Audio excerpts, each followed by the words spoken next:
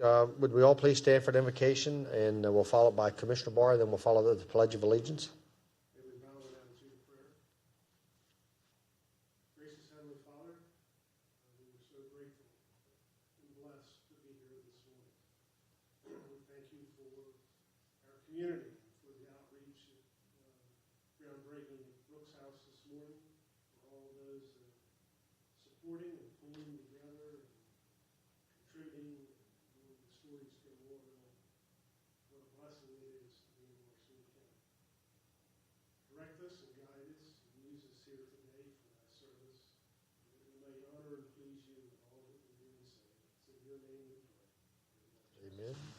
I pledge of allegiance to the flag of the United States of America and to the republic for which it stands, one nation, under God, indivisible, with liberty and justice for all. Thank you.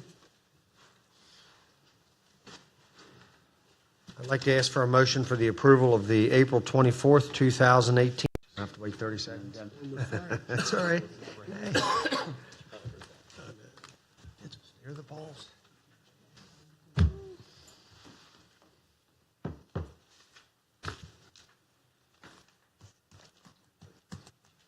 Boss has to tell me when I can start. Ready? Welcome back. We'll just move right along here. Commissioners' reports and comments. We're going to skip those unless a commissioner has something that they'd like to mention. Reports from county staff. We have any staff here today care to provide any reports? County attorney, boards, commissions. Did you want to mention anything?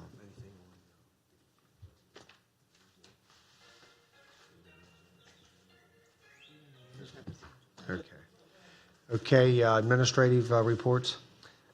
Two things. We have an evening meeting tonight at 7, and we have on May 15th, we will have the budget hearing in the evening. So, okay, thank you. Time and date, exact time to be announced. The date's exact, the time is pending. It's pending coordination with the city of Hagerstown. Okay, thank you. Mr. Hovis, any comments? Yes, sir. Thank you. Okay, citizens' participation. We have any citizens here today care to participate? Please come forward, state your name. Yeah, hi, this is Donnie Ravis, resident Hagerstown, How are you, sir? candidate for commissioner. Hey, I was out at Brooks House. I just wanted to say that was a very heartwarming. It was good to see it get off the ground, and I would like to see more support for it in the future if we can. And that was it. I just want to make that comment. Thank you, sir. Thank you. Any other citizens here today care to participate? Bid award PUR 1378, the Maryland Theater Expansion Project. Ms. Green, Mr. Martin, how are you two this morning? And it's an honor to mention that we have our esteemed Senator Serafini with us today. How are you, Mr. Serafini? Thank you for attending. Mr. President, if I may, I'm going to recluse myself from this discussion. My company did bid on this project, and so I'm going to set this out. Thank you. Okay. Good morning, Commissioners. We're so pleased to be here. You may have seen our press release last Friday sharing that 2018 marks 44 years from the fire that nearly destroyed the historic Maryland Theater, and today the theater sits very differently, financially stable, supporting over 175 events annually, welcoming over 100,000 people in attendance, and generating nearly $1.5 million in visitor spending annually for Washington County. We sit here before you today prepared to sign a contract with local contractor and lowest bidder Morgan Keller to construct a 31,000 square foot expansion project that will be a turning point not only for the Maryland Theater but also for downtown Hagerstown and the City Center Business District.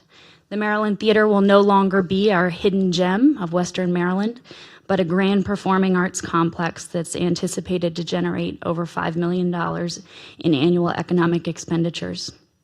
Our abilities have been supported by generations before us, staff, board members, volunteers, donors, who support the Maryland Theater and have led us to where we stand today.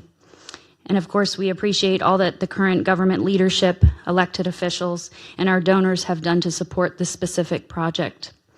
So I'd like to turn it over to Senator Serafini at this point. Thank you, Jessica. Thank you all. My pleasure to be here today. Obviously, some of you have attended. We've been having regular meetings for some time. There's a couple comments, and I wanted to make a suggestion on the motion that you have before you. And I apologize, I was only able to get this to Mr. Slocum earlier today as far as an amendment to it. This is a forward funding request. This project is part of the UIP, which you all, several years ago in your State of the County, said you would support, you would lead it, and we're thankful for that. There was always the conversation that while it benefited the city is a part of the county, and as the city goes, as the county goes. So there's been conversations about this. The governor made his commitment to us. He, in his $7.5 million that he has committed to the downtown project. As we have worked through this program, the idea would be that $5 million of this would be for the Maryland Theater. We have worked extensively with people downstate. So the idea at this point is this is just a forward funding request. The idea that the contract really would need to be approved is, to me, if we look at what you've done in the past for decades, the county commissioners have forward funded many projects. If you look at the runway extension, if you look at the library, if you look at the Museum for Fine Arts, if you look at the schools, if you look at your road projects, because of the budgeting cycle, the money is not always available at the time. And the wording of the motion goes through and it says that it would concur with the Maryland Theater and its award of the bid for the Maryland Theater expansion project to responsive bidder Morgan Keller Construction of Frederick, Maryland, who submitted the lowest base bid in the amount of $12,260,000. And then it has a contingency. The contingency to me should be only that the execution of the contract. The approval and release of the funds, we have to keep in mind why we're asking for forward funding on this project is the $5 million that will be used for Maryland Theater will not be released until 2021 or 2022. So if you go by the letter of this amendment as it's written or this motion, you really wouldn't approve the contract until that time. The theater has already decided to shut down performances, which means revenue. That's why we've got to move, and we've got to move on this quickly. We have arranged for the other financing. I have spoken to the governor, the comptroller, the treasurer, the secretary of the budget of management, Secretary Brinkley, Secretary Churchill. We have had both the chairs of the Appropriations Committee and the Budget Committee come here and visit. I have, at least on 4 times, spoken with people from the Department of Budget and Management and said, have you ever had something in the CIP, which this project is now in for 2 years in a row, that when you had a change of governors was not funded in the out years? It has never happened. So the concern or the reticence for any reason that this funding will not come from the state, I don't know what else we can do. They have told us, they have shown us, and they have committed to this project, all of them, without hesitation. So I appreciate the idea that the county commissioners would forward fund. This is certainly part of the package that we've put together. As you can see in your packet, the finance is there. We've had local banks come out and step forward. The Department of Commerce has come forward. DHCD, I just talked to Secretary Holt the other day. The strategic demolition money has been there, and it's going to be there. We have had bond bills that come. So this is the next stage, but we must move forward. The Maryland Theater must sign this contract, and we've got to get this thing moving. I would hope, based on your previous verbal commitments, now that we've done that you would understand that this is what we need to do. This is the packet that was provided 2 years ago of what needs to be done. We have had meetings in Annapolis with financial officers from your organization to talk about what needs to be done. To my mind, there is nothing more to be done at this point than for us to move forward. And frankly, the governor's coming on June 2nd. And I think that's a big deal that we're ready to break ground because it's time. It's time for us to move this project forward. We think that it is appropriate. We think it's the right balance. And if you look at the private funding, if you look at who's come forward on this, it's a partnership. It's a rare thing when we have all of our state entities and our public and private entities coming together. So I applaud you for your commitment to this project. I'd ask that you step up and do the forward funding that you've asked for. I can only tell you with all the certainty of my heart and my experience, the funding is not in jeopardy. And frankly, I will tell you, we had some of the funding move up this year. We will continue to see if we can't get that moved up even further. I've had conversations. There will be a lot of changes on my committee. We have a new chairperson. We have a new capital budget. I've spoken to those that seem to be most likely to be in those seats. They are also very, very supportive of this project. So with that, I have an example of that amendment, but it's all I'm asking is strike out that contingency on the Board of Public Works because, frankly, they're not going to meet for a while. Even if we moved it up, they would only approve the money that's in this year's CIP, which is not the $5 million. So therefore, that whole contingency is really not needed. Thank you. Hey,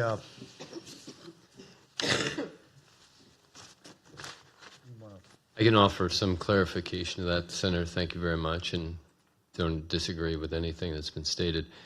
The position at the time of the forward funding, by the way, which is already fully approved. You've already executed that document. The commissioners have already said that they are forward funding.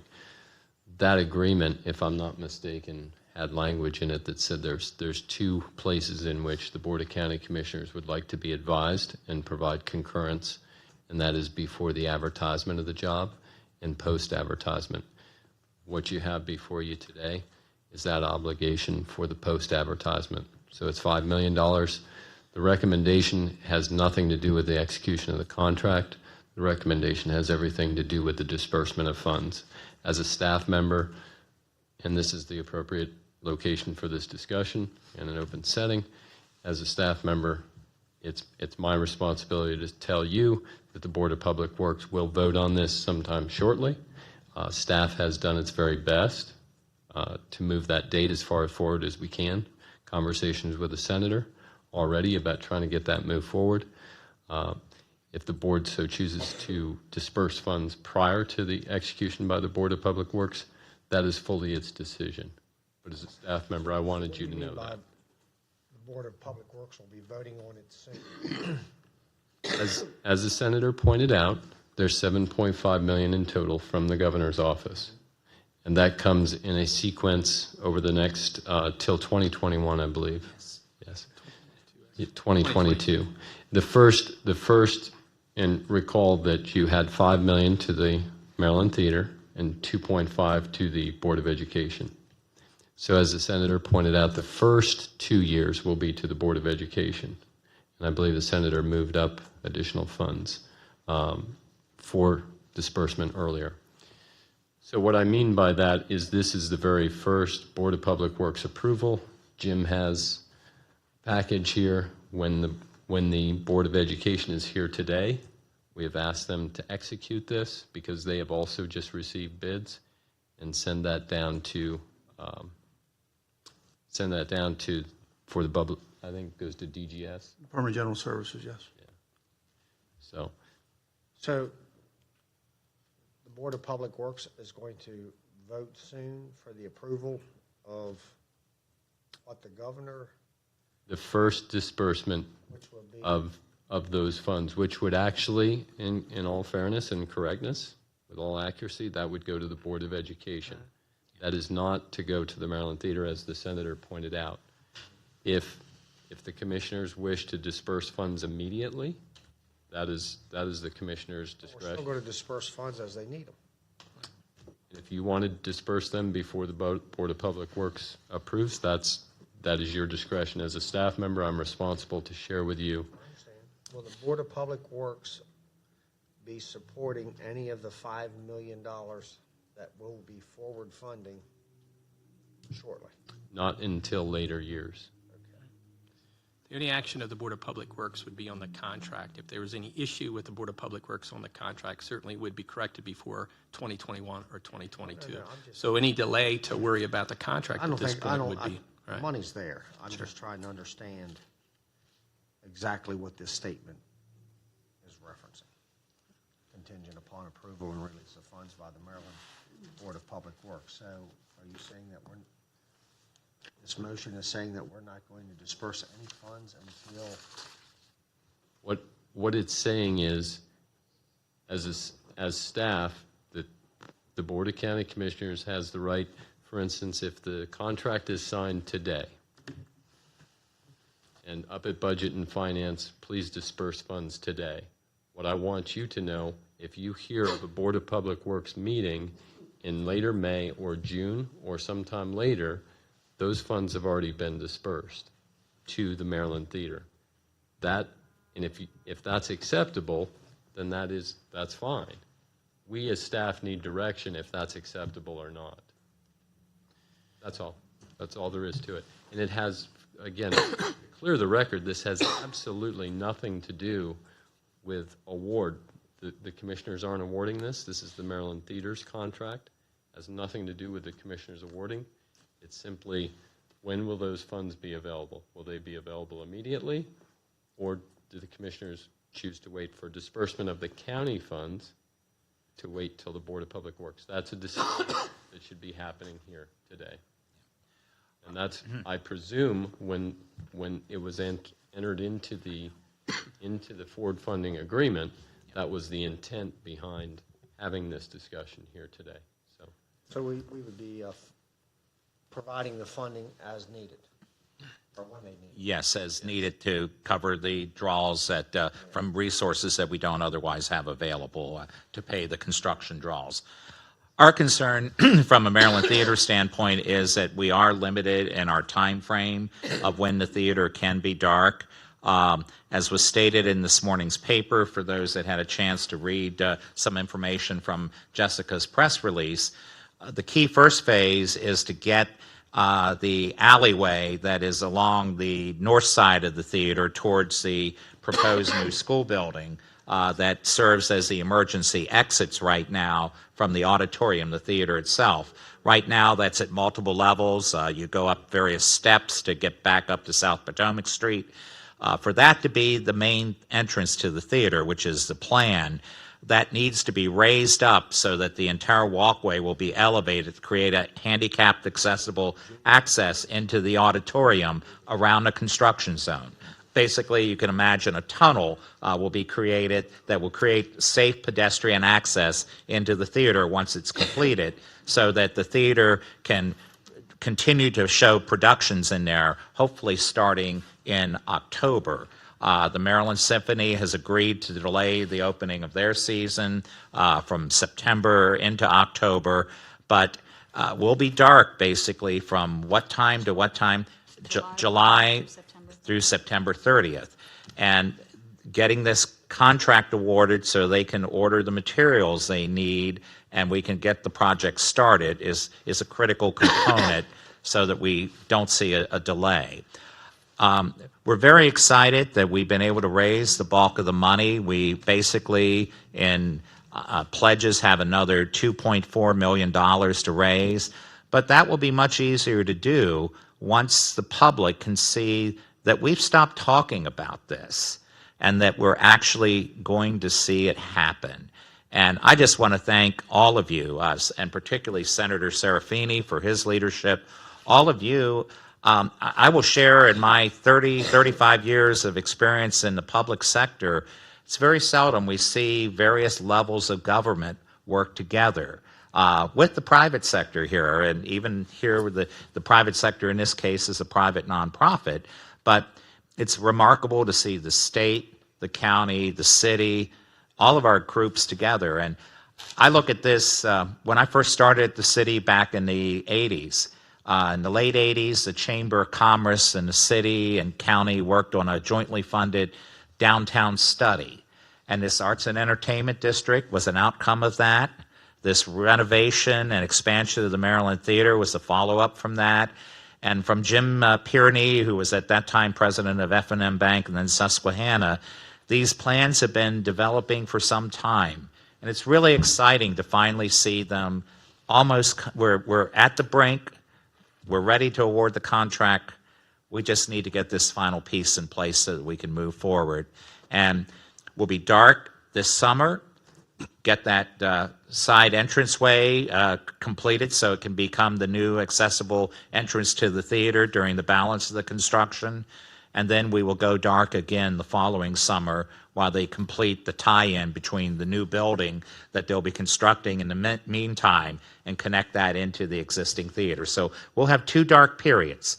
First one this summer in 2018 to get the temporary access into the auditorium, and then the second one to connect the new building that will be going on into the existing theater. But it's very exciting, and I know all of you are hopefully as excited as we are about this plan. What a legacy for our community. And when I look back at past legacies like the Art Museum and others, this is a generational improvement to our community. And I just want to thank you all for helping us be a part of that and making this happen. Thank you. So back to this contract, these contracts. Does the state have to approve this? Does the Board of Public Works have to approve the contract at all? Yeah, they will. But once again, keep in They mind, haven't approved it yet? they have approved preliminarily. They gave us the steps. They're all followed. It's the same as you guys did. We're approving funding for the Board of Education before their contracts. They already got. This is the theater, though. Yes, with all respect, Mr. Baker, this is the same for every situation you do, whether it's the airport, whether it's any of these, whether it's your The roads. question was, Well, I do it's need, been approved by the state, and it has been approved by the Board of Public Works. Do they have to approve the contract? They will, and they will approve it before the funds come at You're saying they 2021. will, have they? They have not. Okay. But that's part of the conversations we've had. Every conversation that we've had has been up to this point, it's been approved. That's where the banks have approved, DHCD has approved. The scope and sequence of the project is in the CIP. This project and this money will not be released until 2021 or 2022. And all we're simply, I think, and I may be wrong, but I think all we're simply saying is we're releasing our money, Right? but we want to make sure they do their approvals also. I think, is that what we're getting at?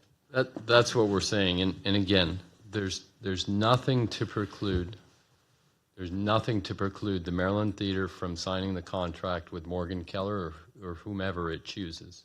Nothing to preclude that from happening whatsoever.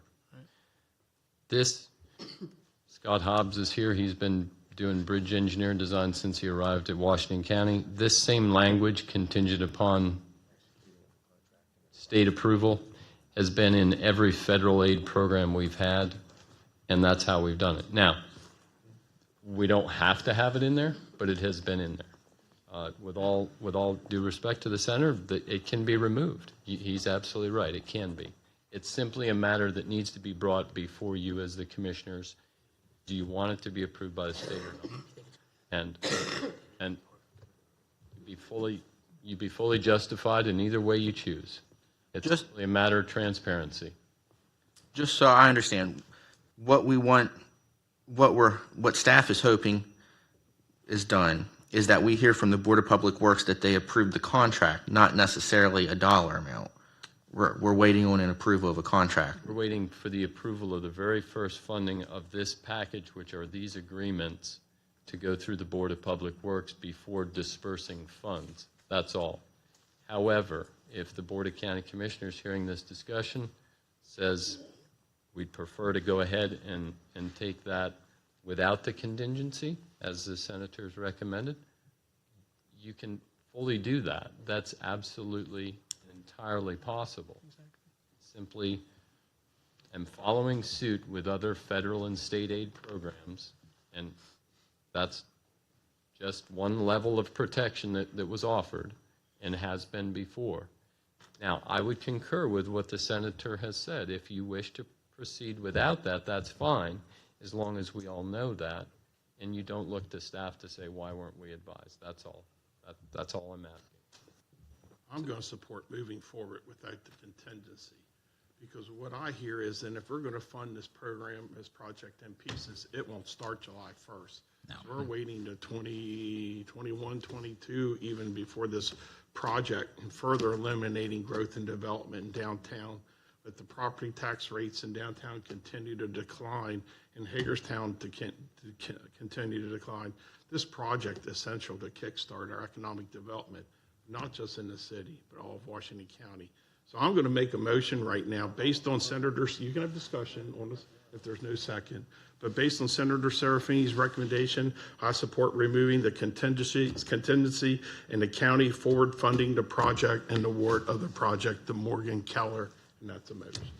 Okay, we have a motion. Any further discussion? Now, just read it right here and took notes from the senator. we're, Is that a second? Okay, now we can have now we're having discussion. I want to say, I guess I'm asking, is that you're not asking, obviously, for money until needed in disbursements. And that was my next question. That's how it can work.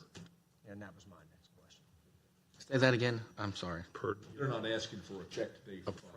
No, we don't expect to walk out of here with a $5 million check. And that was my next. No, the MOU for the forward funding that's already in place and has been executed has a process for the reimbursement based on invoices from the contractor. And we do have 2 bond bills that are already approved. They're just waiting for money to expend it. So you won't be first dollar in this. We have the banks in this. We have commerce in this. So we'll do everything we can to come to you last if that's what you want. $5 million need to start moving your way? Not until such time as there are construction draws. And really, we should already have the first part of the bond bill money. So as we do, that can be used first. And then I have a question on the bid amounts. The bid amounts at the top, you have, the contractors and then their bid amounts. Are they the original amounts that were submitted with their bid? Where are you looking? Well, I'm looking at Morgan Keller, Callis, Chrisman. Oh, yes, the base bid, those were the original amounts submitted in their bid packet. Okay, so they're the amounts that are going to be awarded to those companies? I'm sorry, we've just selected the lowest I understand that. contractor. Okay. Yes, 12-2. So that was. For Morgan that was- Keller. That was the original amount that they had submitted. Yes. Okay, any other questions? Okay, we have a motion and a second, and the motion eliminates the contingency aspect of the motion. Can I ask a question? Is that allowed? If not going to happen, if for some reason the contract is not approved by the Board of Public Works, what does that mean? What would the next step be for The us? next step would be to work with them and go back and have it approved. All it has to be to approve between 2021 and 2022. The money is not going to be released till then, no matter what. So for some reason, there was an issue with the contract, which we've already laid it out. They've already seen all this. We've already had Ellington Churchill, who's DGS. I just spoke to his chief, the person in charge of these grants just yesterday. They see no problems understanding the conversations we've already had. But if for any reason there was something in the contract, then all we'd have to do is work on that between now and when the money's going to be released. There's no reason to believe there's going to be any problem because they've already done these programs. Once again, we've done it with the library. We do it all the time with programs with the state.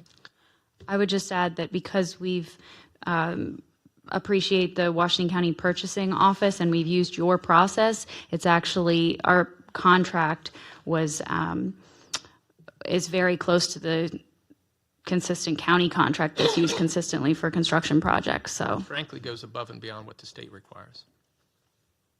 So we're not anticipating any problems, but again, we all need to be good partners in this as well and work together because it is a community project and all of us need to participate for this to happen. And that's what's so exciting about this. It's not very often that this happens in our community, and I'm really excited that we're at this point and ready to get going. So thank you. And it's my understanding, just one more thing. Don't leave. Because the project did go through our county procurement process is one of the reasons why the state is supporting the project, because it's not going through a private bid process, it's going through the public procurement process. Is that correct? No. Okay. The parameters is the booklet I showed you earlier.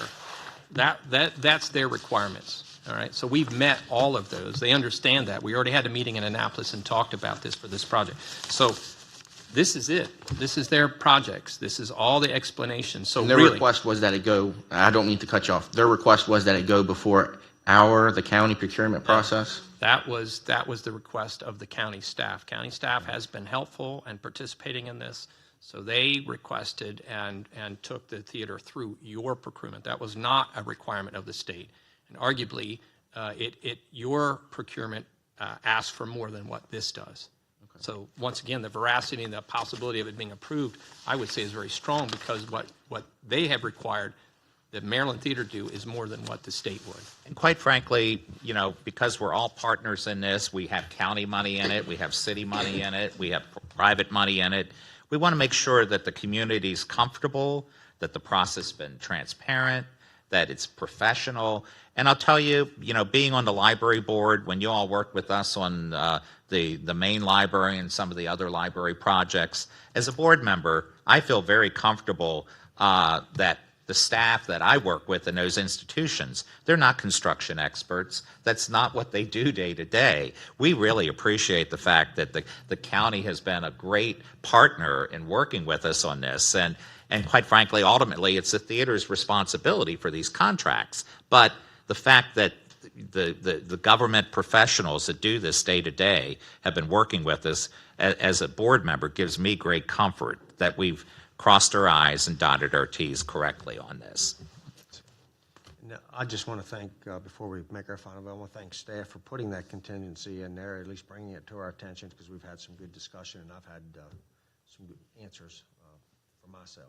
So, And I appreciate the senator being here and so forth, because this is the forum in which this should be discussed. yeah, I agree. So. Okay, motion second. Any further discussion? All those in favor signify by saying aye. Aye. Aye, opposed, 4-0. Thank you very much. I would just like to announce that the governor's office has confirmed this morning that he will be here for a ceremonial groundbreaking on June 2nd at 12 noon, and we'll be sending out invitations and announcements for that. Thank you all very Thank much. you. Look forward as we move forward in this next phase of a wonderful project for improving downtown. Thanks. Thank you.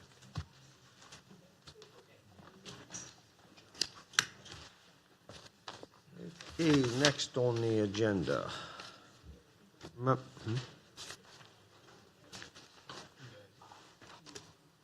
A memorandum of understanding between the Public Employees Council, AFSCME, AFL-CIO, and its local 2677, AFL-CIO, and its local 2677, and Mr. Martirana. And you have... Thank you, Commissioner. Is Yes, any- that's Carol Braun from AFSCME, and Denny Emily, the president of the union, are here today. How are you two today? What's before you today is a recommendation to extend the current memorandum of understanding between AFSCME, Local 2677, and the Board of County Commissioners for an additional 5 years. The current MOU will expire on June 30th of 2018. As you may recall, the MOU relating to AFSCME represents a number of employee groups: highway, solid waste, transit, emergency communications, and water quality and collection. We've been talking, staff has been talking for several months on this particular contract. It's my understanding the union membership has voted to agree to extend the contract under its same terms and conditions for an additional 5 years, which would begin July 1st, 2018 and end on June 30th, 2023. As I said, Carol Braun and Denny Embley are here. I don't know if you wanted to say a few words to the commissioners. No, we appreciate the opportunity to extend this contract. I believe the union has such a great working relationship with Washington County staff, Mr. Slocum, Ms. Stone, Mr. Hayes back there. It's an honor to be able to work with these people and solve problems in a non-adversarial way. And I think that's why we want this extension, because the county works so well with the employees and the union. And just say thank you. I'd like to turn my mic on. I'd like to return that because the efficiency with which this can happen with an extension is a cost savings to everyone, as well as just the overhead and so forth. So I believe both parties, it's fair to say, flexible, and we have done our best to meet the criteria set forth by the union and regular updates. So appreciate that. And as I said, obviously, I've been involved as well. And if there are any issues, we do meet and resolve those issues. And I think that's why, again, as Carol Braun said, that I think both parties it would be efficient for us to go ahead and extend the contract under its current terms and conditions. We'll continue that working relationship. So I appreciate you too, and everyone that you mentioned. Okay. So we need a recommendation to move to extend the current MOU for an additional 5 years. So moved. Second. Have a motion and a second for the recommended motion. Any further discussion? All those in favor signify by saying aye. Aye, opposed? 5-0. Thank you, and good luck, and keep up the great working relationship. Mhm.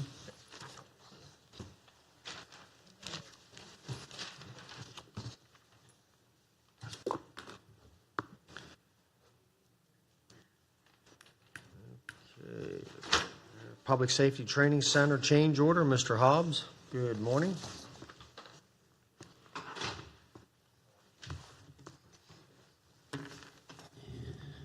Good morning. Good morning.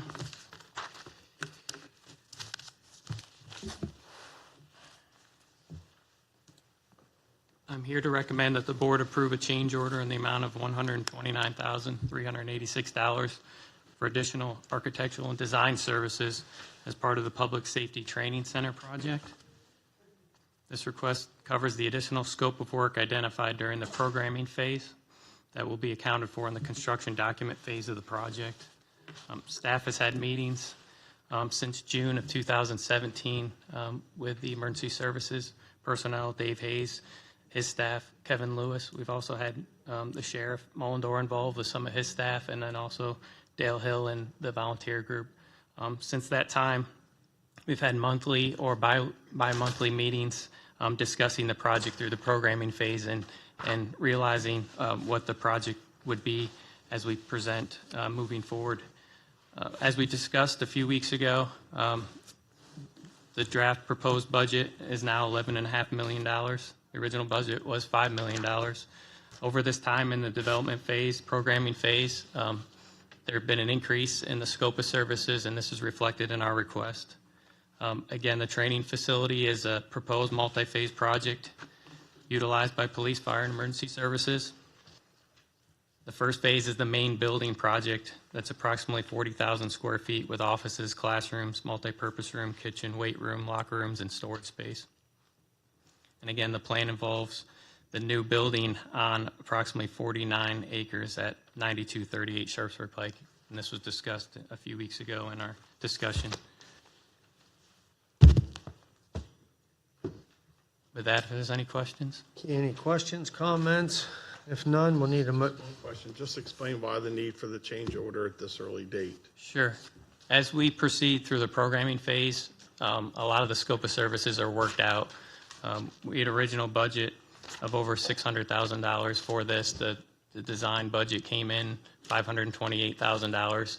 As we received feedback from emergency personnel, police, volunteers about what they wanted to see in the final facility, this is the phase that we're working through that. As the architect ran the numbers on what would needed to get all of the needs and wants of the emergency community and police and fire and rescue, this is the change order involved to carry out the design through the construction document.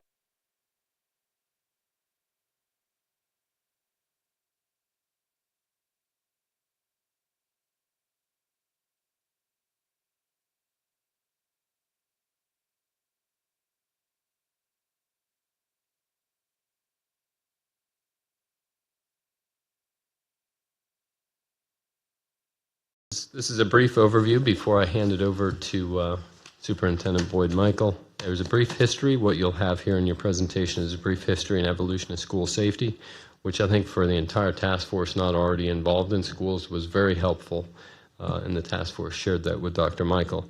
I think you'll enjoy that. School inventory with current safety enhancements, baseline programs, opportunities for improvement, where can we get a little better collectively as a community, possible solutions, state funding, which we'll get into, Dr. Michael will, cost estimates, legislation. Senator Serafini is here. Thank you, sir, for joining us. And local funding and task force recommendations. So with that, we'll go to the next slide, and Dr. Michael. Okay, thank you, Mr. Slocum. Today, before I begin, I do want to introduce Ed Clark is with us. He's director for, I don't know the exact title, Ed, but director for school safety. Is that close enough? Okay. So he'll be able to help us with some of the comments with maybe Senate Bill 1265. or other questions we might have about school safety. He's a gentleman that's been working with us for the last couple of years. He frequently comes to some of our quarterly meetings of our safety task force. We greatly appreciate his support. So just a little brief overview, if we can have the next slide, of a lot of work that we've done in Washington County. I don't think there'll ever be enough work for school safety. I think it's something we'll just need to continue, that we need to stay vigilant and stay after school safety. But some things that we've done within our own budget. So these are within the dollars that the Board of Education supplied through maintenance of effort money. Approximately 1,500 cameras have been added throughout our system. These cameras have been replaced 2 and 3 times over the last 20-some years. We've gone from very simple black and white, very grainy. You could tell that people were there, but you really couldn't see who it really is, to high-quality resolution cameras. I think the next slide actually shows some of our camera shots. So we can see our bus loops, our lobbies, our hallways, some of those types of areas. In addition to these 1,500 cameras, we have approximately 800 cameras on school buses. Some of those on the exterior of the school bus to catch like a red light on our buses, red light for us, runners on a few of our buses, but also just cameras inside the bus that help us solve a variety of concerns. Next slide. Electronic door access has been very important. I can remember one of my early days as a principal being at a school. I was there on a Sunday, and my whole gymnasium was filled up with people. And I asked people how they got in. Well, everybody in the community had a key to the building. With our badge access control now, our badges can be turned on or off. They can be turned on for various times of the day. They can be turned on for various days of the week. The whole system records. So every time I swipe my badge, Steve Ganley can see every building I've been in, what time I've come, if I've left, if I turned on or off a security system. Many of our systems now, you swipe on or swipe off or swipe on the security motion detectors and things like that. So this has been very beneficial. Even for employees that have retired and left us, we don't need to collect their badge. We can turn it off without even having that collected if they fail to turn it in. Next slide. School radios. When I was in school as an administrator, we pretty much used the phone and went down the hallway to get people. Now we have over 1,200 radios. These are very high quality radios. I think the distance they reach is up to 5 miles. We use them as a campus, so individually a school can be on a phone, radio, or if we have a campus issue going on, the entire campus can go to one frequency and everyone can communicate with each other. Next slide. I'm sorry. Vestibule projects, again, we've done most of this on our own with the exception of about $660,000 worth of state grant money that we received a number of years ago to do some of our cheaper vestibules. Certainly an effort we want to continue to stay after is our vestibule projects. You can see in the lower left slide, in the right-hand corner of the lower left slide, there's a kind of a banker window. That's kind of our model that we're trying to head to, where people can come in out of the weather, be secure, but we still have them outside the office. Lunch money, various transactions can happen there without people even coming inside the building or having access to the rest of the building. Next slide. So for this summer, we have 3 security vestibule projects. 2 will be completed. 1 will be upgraded to include the banker window. We're also, by the end of next summer, our goal is some way, somehow, to have all of our vestibule projects completed. So we have them all in design. Right now, we've awarded design work. And as we can do them throughout the school year next year in schools that we don't have great disruption, we're going to go ahead and add those throughout the school year with the target of being completed for the opening of the 2019 school year. Next slide. So our school resource officers, that started with a grant program many, many years ago with 1 school resource officer. Again, within the Board of Education's budget, we've been able to expand that to 10 resource officers. Obviously, most of the resource officers are assigned to multiple schools. They are more than just someone that might arrest somebody, and they're more than somebody that stands at the door and guards the school. Our resource officers are partners, both the Hagerstown Police Department and the county. The chiefs here and the sheriffs here, both great partners. Their team, their deputies are great partners.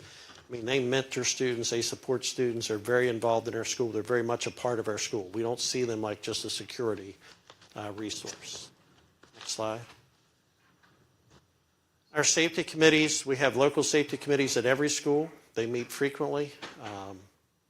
keep up on the individual needs of each school, very aware of their drills and things like that, as well as our county-wide safety committee. There's a committee that I mentioned that Ed Clark has come, visited, shared with us updates from the state from. Next slide. So we have a whole host of training that we complete with staff and in cooperation with our SROs and with administrators. Incident Command Center training. I've even had Incident Command Center training through this website. It's really how you would take over an emergency, how you hand off duties to various people, how someone might come in and take over a command incident from you. So it's excellent training, and we've worked that with all of our administrative teams. Next slide. Tabletop drills. We've worked with the Sheriff's Department and Emergency Services. They have checked out all of our schools. They have floor plans for our schools. They know where they can enter schools, access to various areas that normally wouldn't be a door even into our school. They know how to get into the schools in various ways. So we have a great deal of planning that goes on with both of these agencies to make any type of emergency that might come up an event that we can handle. Next slide. So we have a wide number of drills. Most of us, when we were in school, we were familiar with fire drills. Well, now we do, lockdown drills. We were on lockdown today as a result of some episodes here in the community, some robberies or things. We go into automatic lockdown mode so people can't use our schools as a safe refuge, bring students in from the outside, those types of things. We have shelter-in-place drills. We have reverse evacuation, but if we're outside and we need to evacuate back into the building, and then duck and cover type drills. But all those are practiced regularly and taken very seriously by our students and staff. Next slide. So training, active shooter, in that upper left-hand corner, you might not be able to see, but that's a police officer in the back, clearly identified as a police officer. Person in front is a shooter in the building. And we take this type of training very seriously. It's very helpful to the sheriff and the Hagerstown Police Department, Maryland State Police have come in and worked on these types of drills so they can determine how to take down a shooter in the building. We want to continue to expand this with more staff members so they can think about where they would hide. We get the debrief from these. They kind of nicely tell you, unfortunately, you went to the wrong place and you just got shot. So it gives us an opportunity, a very real-life situation gives us an opportunity to think about how we might do something better for our students and things like that. It's unfortunate we need to think about these things, but it's possible, so we want to make sure that we're actively involved in this. Next slide. So we have a lot of opportunities that we can make some improvements. One of the concerns I have are many portables. We have 66 right now at 22 different sites. The reason we left the 4 portables back at Winter Street when we kind of turned that over to the county, a couple of those weren't in the worst shape. They may have been able to be moved and reused, but we really want to get out of the portable business. Energy hogs, mold, mildew traps, all types of reasons like that, but security is a big one because they're separated from the building. So we've been slowly trying to work our way out of the portable business. Also, we need to address some of our schools that are still connected by breezeways, open breezeways between buildings, so we have students coming in and out of the building a lot, much like the portable situation. I think the left-hand corner is actually South High. So you can see they have 10 right there just in that view. So it's not uncommon for 250 students to go in, 250 students to come out, every hour when they exchange classes. It'd be real easy for somebody just to get in that mix and penetrate the building. Next slide. So some other opportunities to improve. We have any number of open schools, some partially open, some fully open school designs. We have walled up with furniture and petitions and various things. We certainly want to work on closing up those open schools. All of our schools have a plan of how to get behind a locked door, but it's 3 and 4 and 5 classes getting to one room that has a door for security. And we know one of the things about an assailant getting inside the building, anything you can do to slow them down is helpful. The reverse of that would be true too. The slower we are to get into a room that's locked and secure, the greater risk our students and staff might be. Next slide. So other opportunities to improve. We need to put into, as far as I know from Senate Bill, I think it's 1265, we need to put a point of contact for mental health services in place by September 1st. So one of the things I'm going to propose to the board is we expand a position that we have right now to full-time, make it an 11-month position that would help coordinate these mental health services. It's challenging finding mental health services in Washington County. Some of the opportunities have actually gone away in a very critical need where we need more mental health services. Some of them are very limited. But this new law is required that the school system put somebody in place that not only helps connect to mental health services, but if people are homeless or need food or other types of things, it puts quite a bit of burden on coordinating some of that to the school system. Next slide. Some other things we need to look at, obviously finish our vestibule projects. We have a plan for that. Get our open schools closed up. Try to get seat capacity under one roof, as opposed to these disconnected buildings or portables. We have some hallways we need to enclose. We talked about a safety film that can go on our glass. Right now, we're going to start with that. We think it's probably more than $250,000 just to do our vestibules. But it's not bulletproof glass, but it'll be one more deterrent. If someone were to shoot through the glass, the way I understand it kind of helps hold that glass together a little bit, and you kind of have to bust your way the rest of the way through that. Again, we're just trying to buy seconds that'll help students get the safety or staff get the safety. Obviously, we want to continue to look at our access points and make sure we have visibility, cameras, have those types of things secure.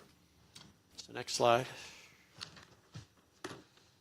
Other areas we want to look at from a human resource standpoint, how do we expand our SRO program to kind of limit the number of schools that the SROs might have to cover. Part of the new law talks about adequate coverage, so we need to kind of define that and make sure we've kind of balanced the needs of all of our students with the safety that we have to have for them and have availability of their SRO to each of them. Mental health services I mentioned. We've got to try to look for ways to expand mental health services in our community. We have to coordinate those efforts as a school system. We have to continue to look at how we'd add social workers and counselors as a support mechanism to our students. Next slide. So training, we want to continue. One of the things that came up in the committee, might we look at Children's Village and revamp their curriculum to include some other things, what you would do as far as school safety, protect yourself as a young student, or that training would also be at church, at the mall, in the community, walking on the sidewalk. What might you do if someone were to approach you? How would you run? How would you defend yourself? How would you seek coverage? Protection type things. We've talked a little bit about some videos and other training for students, kind of make it age appropriate, even all the way down to kindergarten and pre-K. What would that message be that wouldn't frighten children, but would prepare them? The message would probably increase in expectation and severity or whatever as it got on up in the high school. So we want to make sure we are informing our people what you need to do to protect yourselves. Sometimes we can be a little bit naive. Okay, next slide. I think this is where you take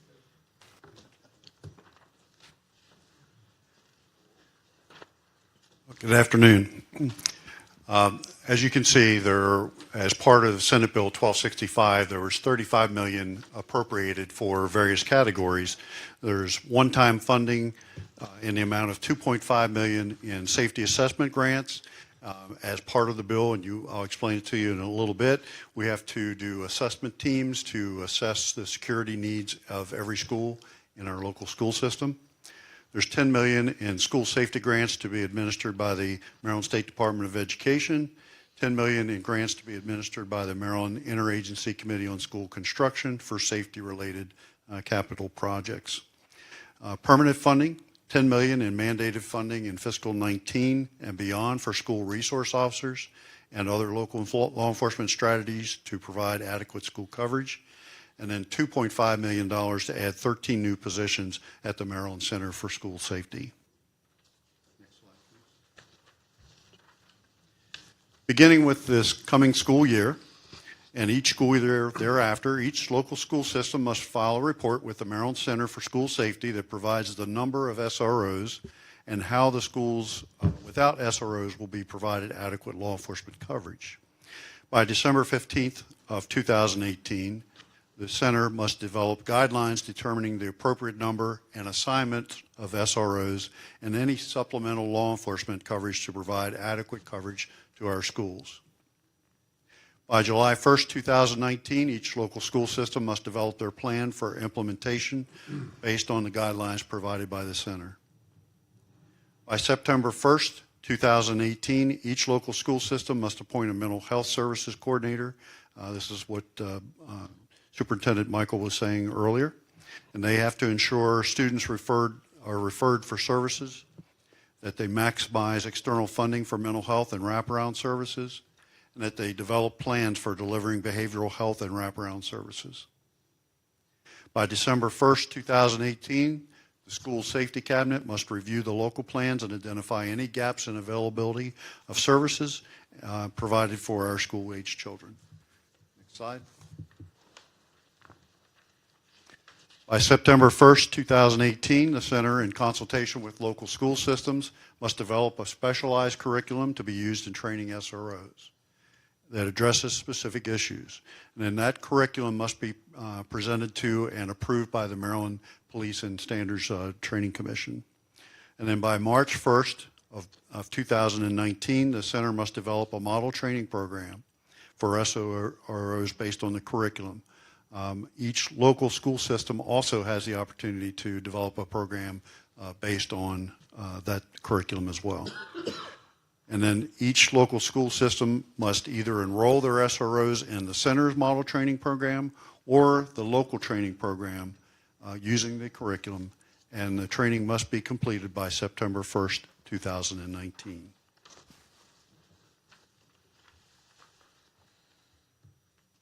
By September 1st, 2018, the School Safety Cabinet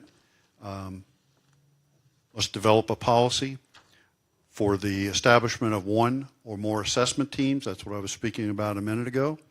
This model policy must include specific provisions generally related to the identification of and intervention with students or other individuals who may pose a threat to school safety, the composition and appropriate number of assessment teams within the local school system, and training for those assessment teams. By September 1st, 2019, each local school system must adopt a policy for the establishment of those assessment teams, and that policy must include a process for rigorous assessment and intervention, including diversion and de-escalation if an individual exhibits behavior that may pose a threat to school safety.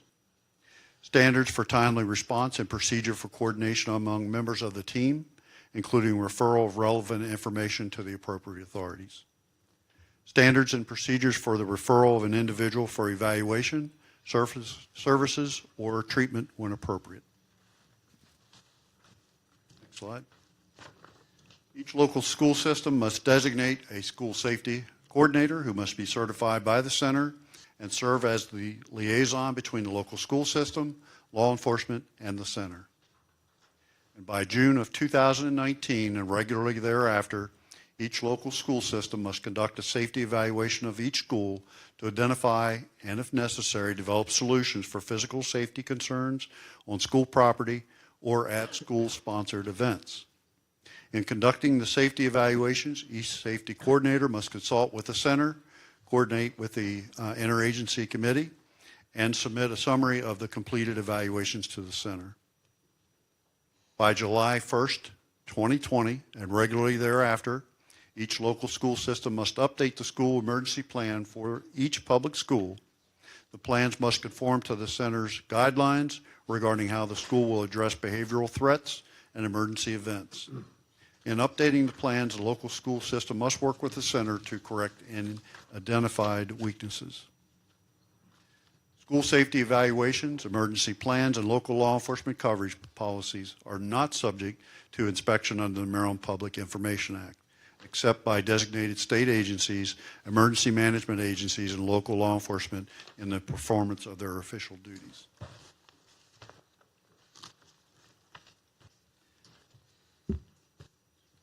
The Maryland Department of Education, in consultation with the Subcabinet, may adopt regulations to incorporate age-appropriate components of the active shooter preparedness program developed by the Federal Department of Homeland Security or guidelines developed by the Maryland Active Assailant Work Group in the annual schedule of safety drills. And I will tell you that Washington County Emergency Services, working with EMS, fire, law enforcement, we've already developed that response plan. So we are ahead of the game in that regard. Local school systems must collaborate with law enforcement agencies to establish policies for responding to an emergency at each public school. and beginning with the next school year, 2018-19, and annually thereafter, each public institution of higher education must complete at least one active shooter drill. So that would be the University of Maryland downtown, as well as HCC. Each local school system must promptly inform the center of any critical life-threatening incidents that occur on school grounds and invite the center to participate in a required after-action review of the incident. At the conclusion of the review, the local school system must file a report with the center, and the center must report to the governor and the General Assembly on lessons learned from the incident and any recommendations for improving school safety. By August 1st, 2020, and each year thereafter, the local school system will submit a report to the center on threats, evacuations, lockdowns, hours spent in an emergency, and in consultation with the center, the local school system shall update the emergency plan and correct any weaknesses that are found as part of that. On the last slide, you will see what the cost is for a school resource officer. The salary and benefits is $69,265. The academy cost is $3,981. Vehicle and equipment is $45,983. Uniforms and equipment, that's the uniforms, the personal equipment, weapon, taser, etc., is $15,474. So the total cost for 1 year would be $134,703. Now that would be the initial year. After that, the annual cost would just be the salary and benefits, which is $69,265. So the 6-month initial cost, because the next academy would not be until January, would actually be $100,071. And what that would include is 6 months of salary and benefits, and then the vehicle, equipment, and the uniforms and equipment. One other thing I just wanted to point out is myself and Robin Handler went to Crownsville yesterday, and we presented on a program that we have in Washington County. We are the only ones in the state currently doing this. It's called Handle with Care. And what happens is when law enforcement interacts with, on an incident with children who were present or will be affected by the incident that we responded to, we send a quick email to an email account established by the public school system. And all of our SROs receive it. I receive it as well. That just basically says, be on the lookout for that child. In case, they're having a test, for example, and they're just not doing well, or they forgot their homework, or, whatever the case may be, just to assist that child for the next day or two, to keep them from being dramatically affected by that incident. So, appreciate it. Yes? Is go back here to the page, it says 2.5 million for 13 new positions. Is this the 2.5 million for these positions? Yes, that's for the presenters for Ed Clark at the Center for School Safety. Will this come up to 1.7? What? Those are SROs. Those are safety resource officers. Okay, sorry. Those are local, and those are state. Okay. Right. On your vehicle and equipment, 45,000. Yes. How often are those vehicles replaced? It's about every 5 to 6 years, Terry. It depends on the mileage and also maintenance issues and so forth on it. Sometimes it'll run 7 or 8 years, but. Sheriff, is it possible, right along that question, presumably, you know the business better than I do, a school resource officer probably doesn't put the mileage on that a patrol deputy would on a vehicle. Is it possible that, if we were to bring on more school resource officers, could we do away with new vehicles and use a 6-year-old vehicle, a vehicle that's been used for 5 years on patrol? Would that still be adequate for a resource officer? Yes, we certainly could start out that way without any problem. As we take something off the road that's still in relatively decent condition, we certainly could do that. So there could be a savings that way. That's correct. Now, we would still have to purchase the equipment to go in that vehicle because there wouldn't be enough, but yes. Thank you. Okay. Unless there's a commissioner or if you have a question for the sheriff, I'd like to give Senator Serafini the opportunity to Are you finished? say a few things. I'm I gonna wanted to use see this if they were microphone. finished with questions. Thank you, President Baker. I'll just try to be quick, and I think everything's been covered, but I think it would be very helpful to have a little background on this maybe. what we call legislative intent, so you understand how this came to be. My position is somewhat unique. Senator Wall is the one that drafted these, and there was actually 4 bills originally. Senator Wall sits right next to me on the floor of the Senate. He's a Naval Academy grad. He flew Harrier jets for the Marines in the Iraq War. He works at the Applied Physics Labs at Johns Hopkins, so pretty sharp guy. So he originally put 4 bills, and they've all been melded into one. Now, the other problem with this, too, is these bills started to come together in late March. Commissioner Myers knows that's very, very late in a session to start drafting bills and getting them worked out. So I want you to know, number one, I've read some of the comments and concerns. I think we need to just take a deep breath on a lot of this. It's a very serious issue, but the state is just trying to figure this out. We put some stuff together. I think it was reasoned and measured, but I think before we get worried about mandates and unfunded mandates, I think we need to just understand this was really late in the session, really coming together, and there's still a lot of things that need to be worked out. We're very thankful and blessed to have Mr. Clark to work with us. I think we recognize his talent, and I think that's something that's going to happen. It was very interesting as we're actually debating SB 1265 on the floor. I actually sent to Mr. Ganley from Washington County Board of Education. I said, Steve, take a good look at this. Tell me if there's anything that you're concerned about. I was talking to Mr. Clark. He's like, well, I know Steve Ganley fabulously. He's great. What you're doing in Washington County is very, very good, by the way, and certainly one of the counties. And I don't want to speak for you, Mr. Clark. You can speak to that later. But that gave me a lot of help. Now, some of the things you should understand, just where this first came, is the next part was the original bill said that you would only have to provide SROs at the high schools. Senator Huff from Frederick County actually sits right in front of me. He was the one that stood up and said, wait a minute. You know, if you look at what's happened, some of these events have happened in middle and elementary schools. I think we should at least look at all schools. Well, right away, Senator Miller said, my goodness, that's going to drive the cost to $250 million a year for SROs. They worked it out, and this is the key thing, and I want us all to hear this, is adequate law enforcement coverage. And it's to be developed by the locals, for the locals to determine what they believe is adequate. Once again, in Garrett and Allegheny, coverage is going to be a lot different than it's going to be in Baltimore City and other places. So that was a big issue that was worked out, and it's something I want you all to hear. There is no mandate from the state that you have SRO at every school. I think the other things that's interesting, first version of that fiscal note said it was going to be $250 million. It's been amended to $98 million. And what's more important, the cost that the analysts used for SRO, all of these things, and Commissioner Baker, you pointed this out, they're saying $216,000, where we're sitting here at $134,000. Our cost to put people on the road to take care of things, as Commissioner Kiefer said, I think are going to be much more efficient. So be careful when we start throwing around these big numbers and saying, well, wait a minute, how are we ever going to afford this? How are we going to do this?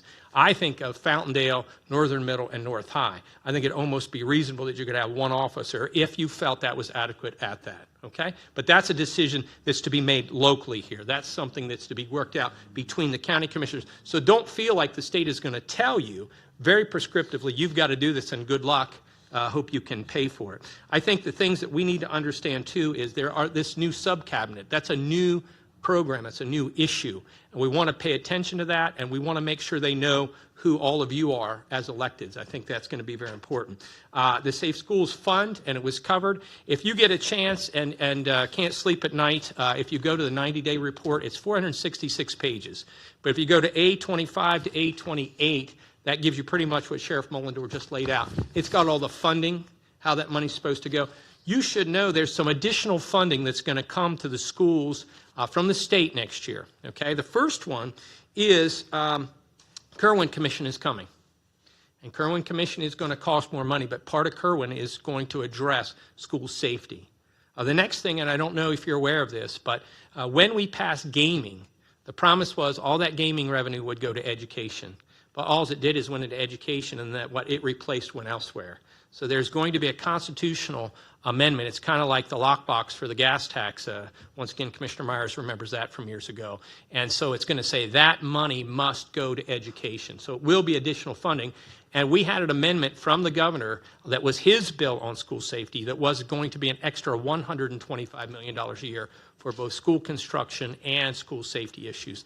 I think you'll see in the out years some of that lockbox money will go to that. And finally, 21st Century Schools is the program that's talking about building schools more efficiently that Commissioner Barr and Commissioner Myers kind of really started at the Board of Public Works years ago, speaking of the governor, comptroller, and treasurer. So there's going to be more money coming. How that money's broken out and what that means will be determined. So the first report in the fall is really just for high schools and how you're doing. The one will be really, we have a year from July 1st to have that report to say, what have you all determined are the appropriate coverage? And once again, working with Mr. Clark and the center and others. Now listen, here's the thing I want to say to you. There are bigger issues at play here. We cannot put enough SROs everywhere we need to be. President Miller said he came out of church Sunday after we passed this bill, and he said, well, when are you going to start putting them in our churches? Right? When are we going to put them in our Waffle Houses? When are we going to put them on the streets? You know, so there's a bigger issue here that I think we need to really consider. Why is it in our country we have such violence? Why do we have folks like this? Very interesting.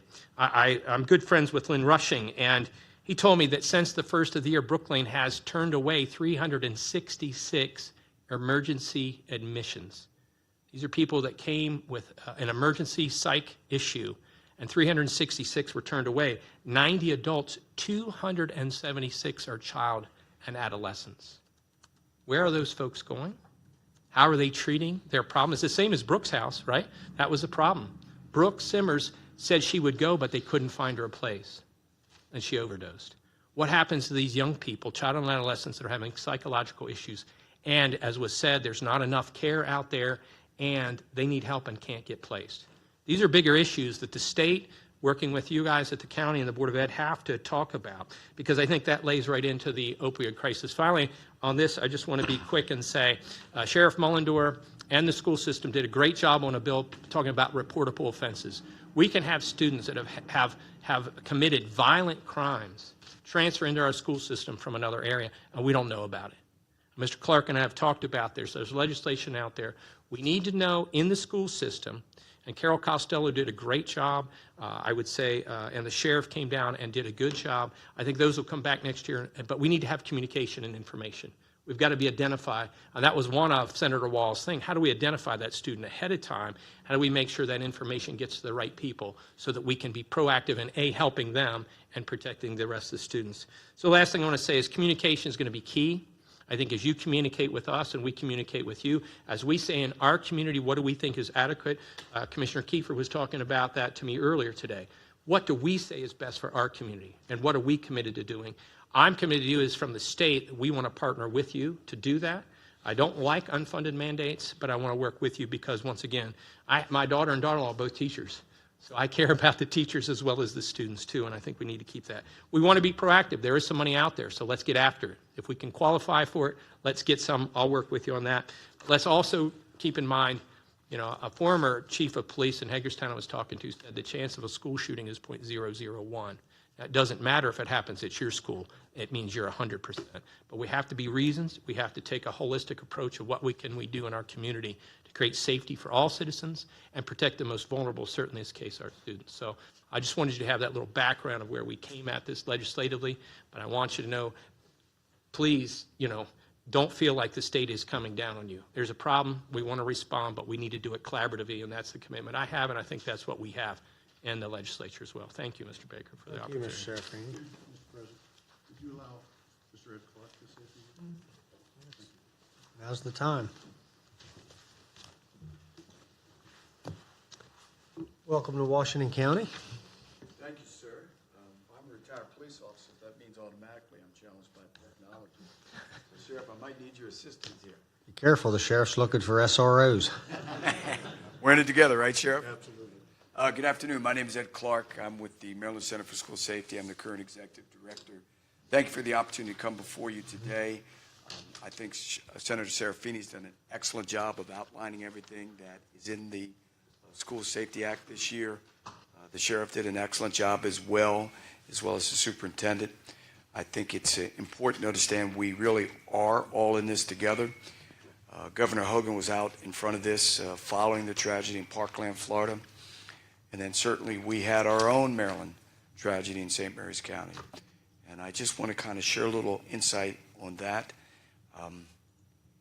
You see things differently. When you see things from afar, it still gets you. But when it happens in your own state, in your own communities that you've worked with, and you know those individuals personally and professionally, it takes on a different meaning. Having been in a debriefing with the teachers who were most impacted by that tragedy, it's gut-wrenching. It's gut-wrenching.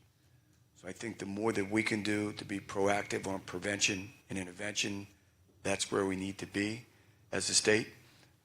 I'm so proud of everyone who was involved in this bill. They came together as one Maryland, so we can move things forward. And I think Maryland is on the map as a national leader. And as Senator Serafini said, there's a lot in this bill. You all did an excellent job. We were there. Thank you for your leadership when we came before your committee. We're still unpacking it. So we're going to work with the local sheriffs, the local chiefs, the local superintendents, students, staff, community members to figure out what this really means for us moving forward.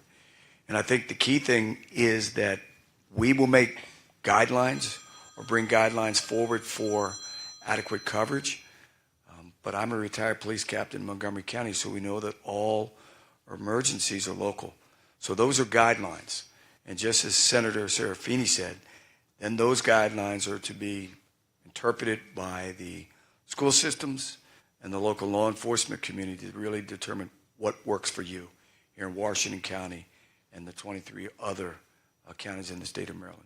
So it won't be a boilerplate approach. There'll be guidelines that we will develop. We're going to be reaching out sooner than later.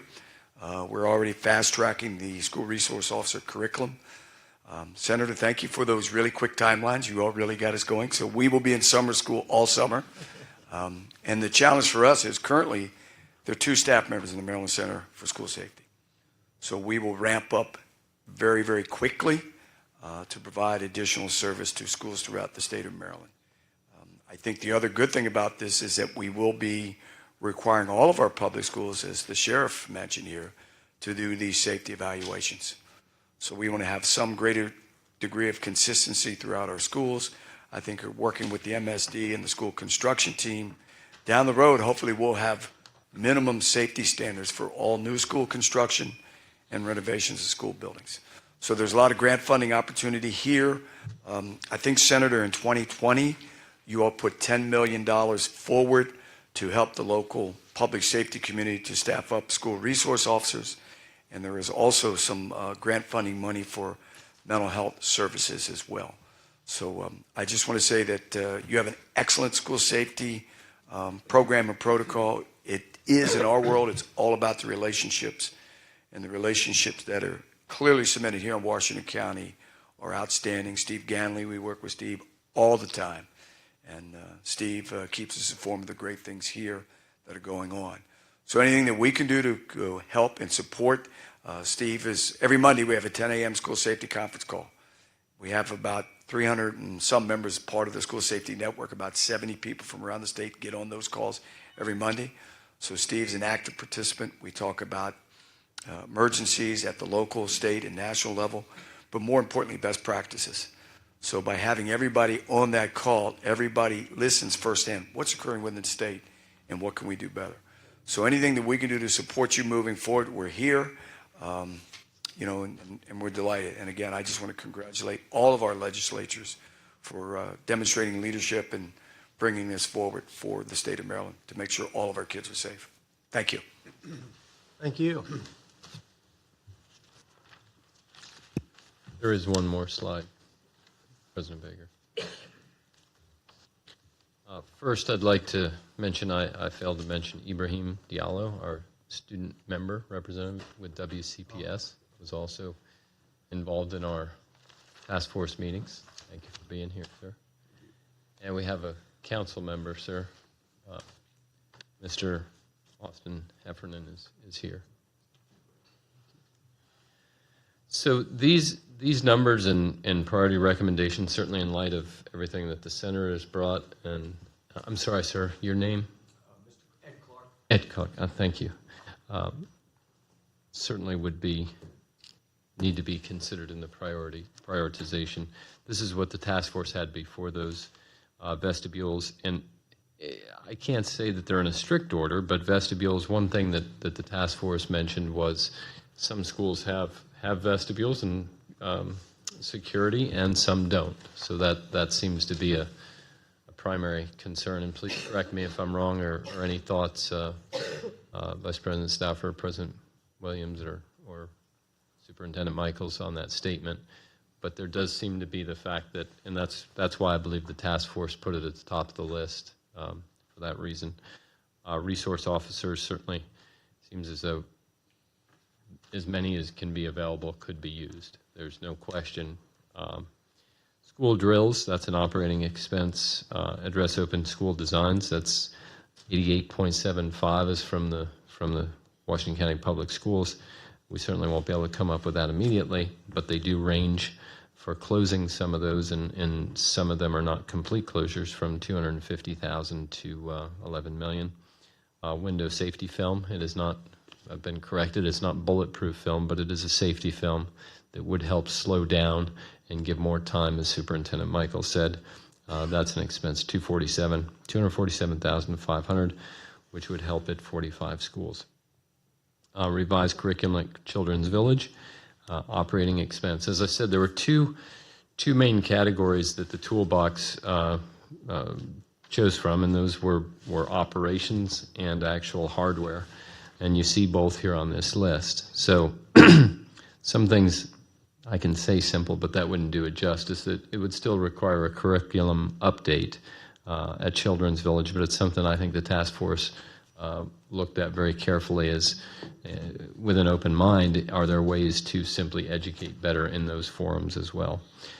And one that seemed very, very important to look into further is the See Something, Say Something app. I think it's something that the city and Chief Brito have already gone beyond where the task force is, and I think you're going to adopt that very shortly if you haven't already. We've already adopted it, Yep. and we're moving forward with, we'll be putting out a press release very shortly. We've already trained Okay. So that seems as though something on the county side would be very good to be in synchronous operation with, as far as communications. If it's that app, something that we need to take a very close look at. I think there's a software charge of that, but it's relative to the other things on this list. It's very small, but communication sometimes can be incredibly beneficial. So I'm sure that perhaps the sheriff or superintendent would like to say more, but that is the list in front of you. Those are the relative costs. Not each one is recommended wholly, obviously, but we wanted to give you a size and scale of what various costs are so you could make decisions and move forward. I'll just make a few comments if I can.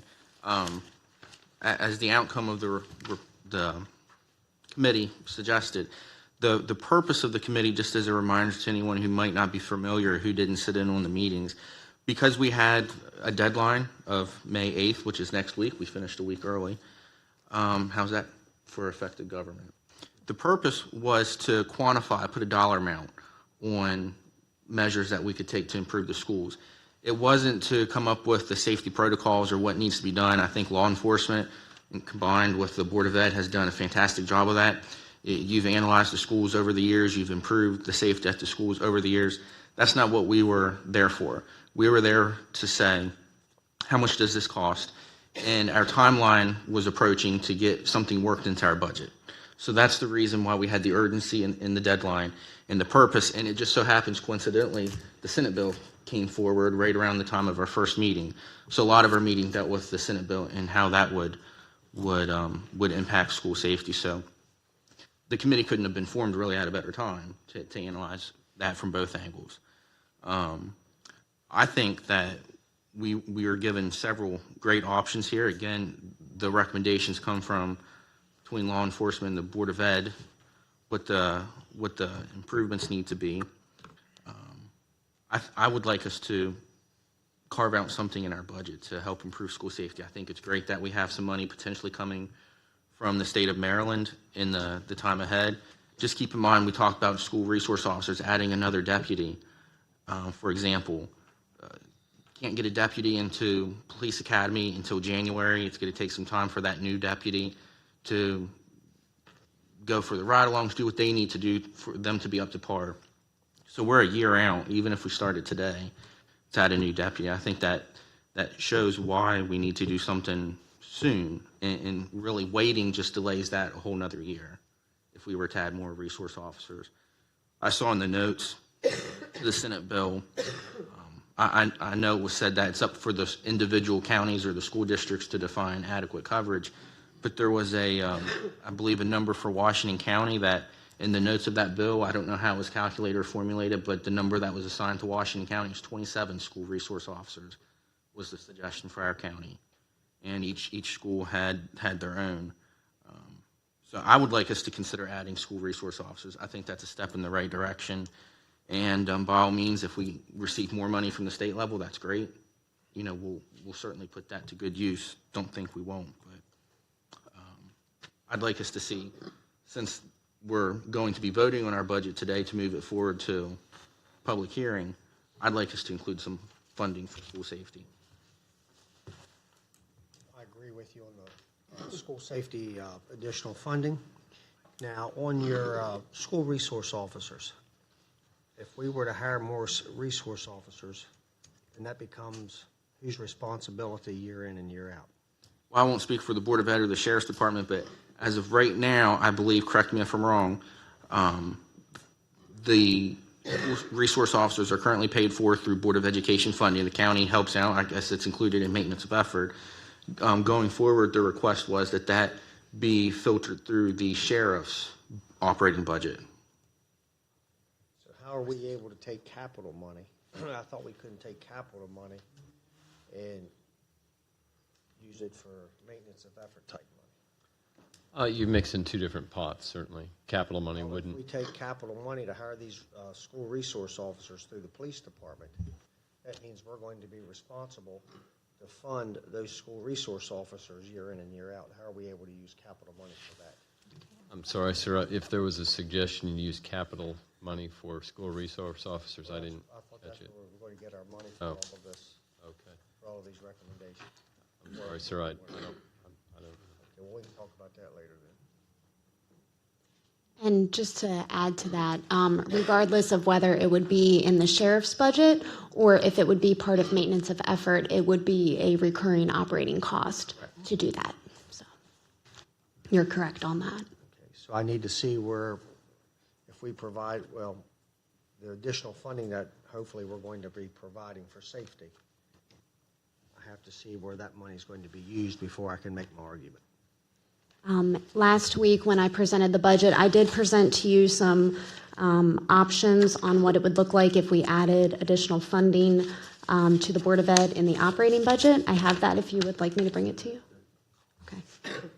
I was also, just for clarification too, it was asked by the board last week whether the Board of Ed would choose pre-K or other priorities for their funding, and that's entirely up to the Board of Education, unless the Board of County Commissioners were to direct otherwise or have some opinion on that.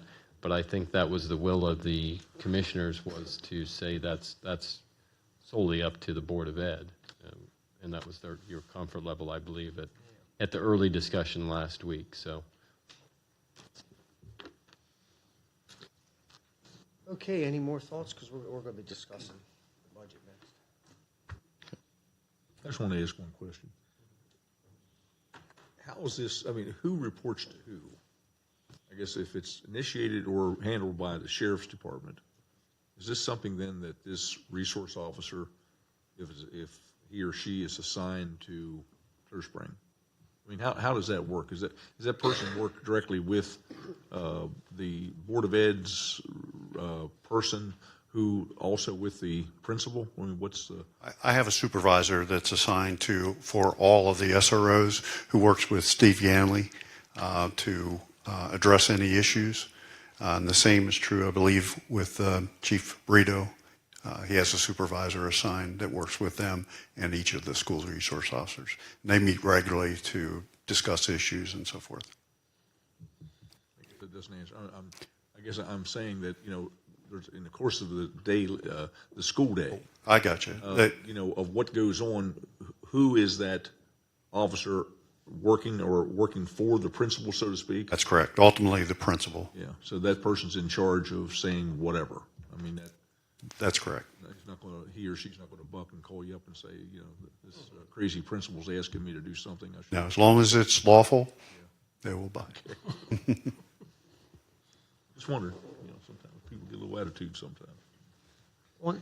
I guess this is for Boyd. On the vestibules, you have a $2 million price tag, and it says state participation may apply. I see the word may. You have any idea or any thoughts on state participation? Well, I think Mr. Slocum's probably included that on there. We're optimistic that some of the money that the senator described in Bill 1265, there might be some money there. We obviously will pursue any dollars that are available. If we complete our vestibule project, if there's other dollars that are available in that grant, we'll pursue those for other security needs that we have. So it's difficult to say what's going to be available right now because I'm not sure how much of that funding is readily available or if they even have the rules available yet. But we'll track that and we'll apply for a full amount of any grant that we can get from the state, much like we did with the $660,000 that we received several years ago to do vestibules.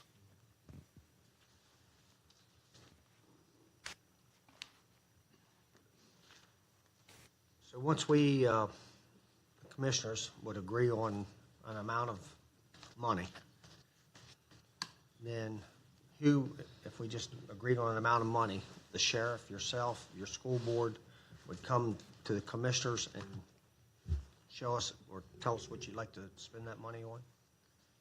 I guess on your priority list here, you have resource officer, vestibule, school drills, the things that the administrator went over.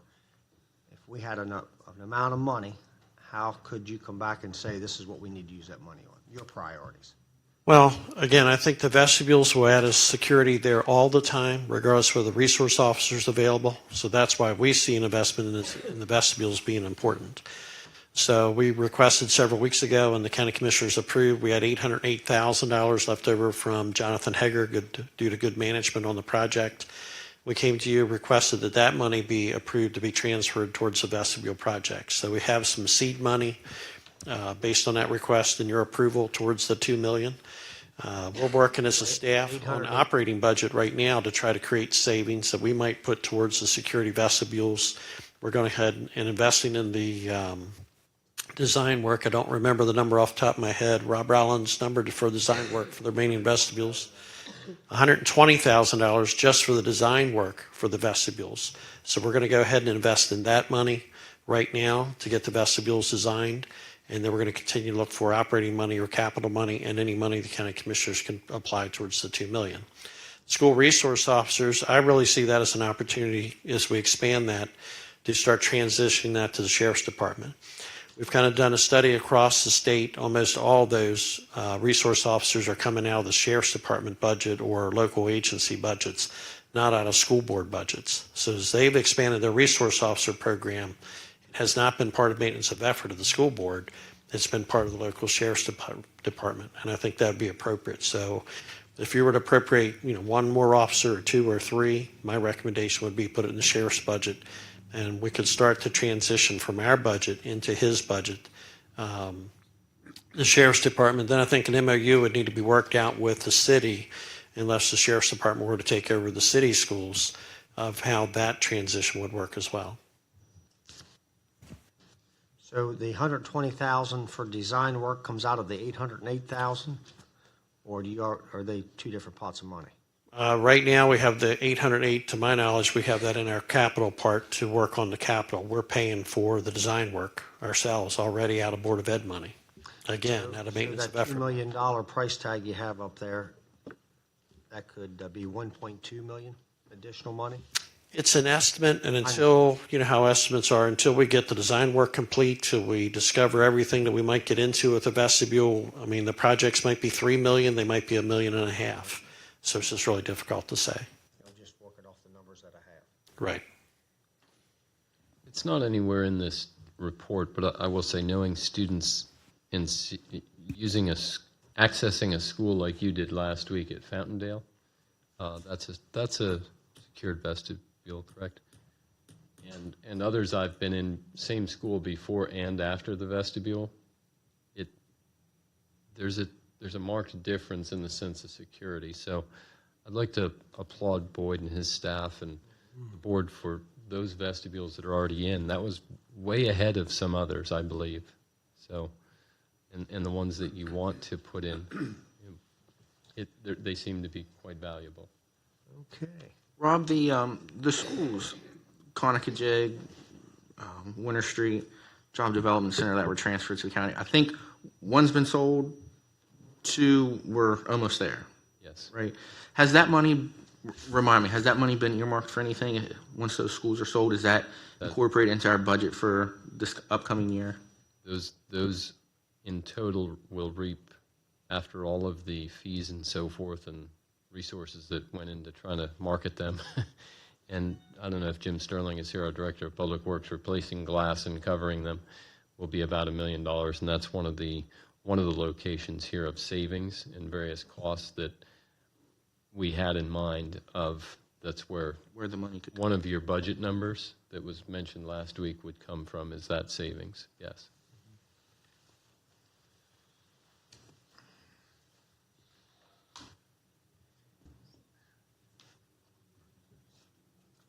Okay, anything else? I was going to ask a question, but I won't.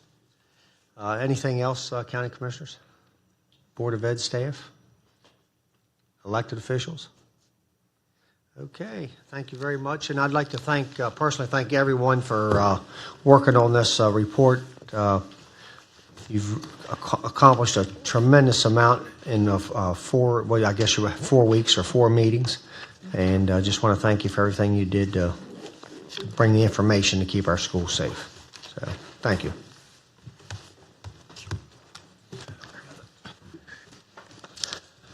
Okay, now.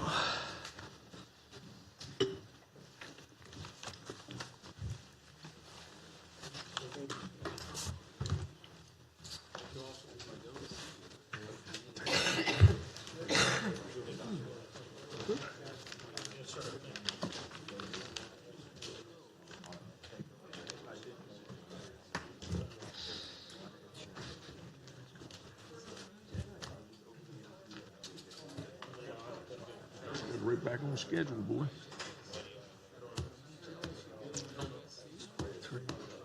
$3:05.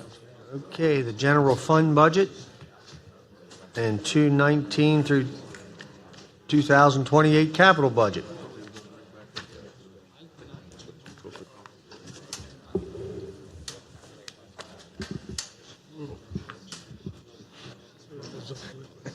So was that we missed you on that.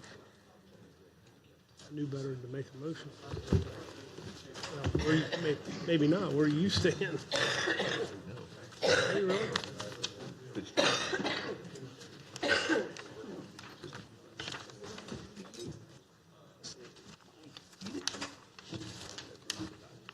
Terry's busy.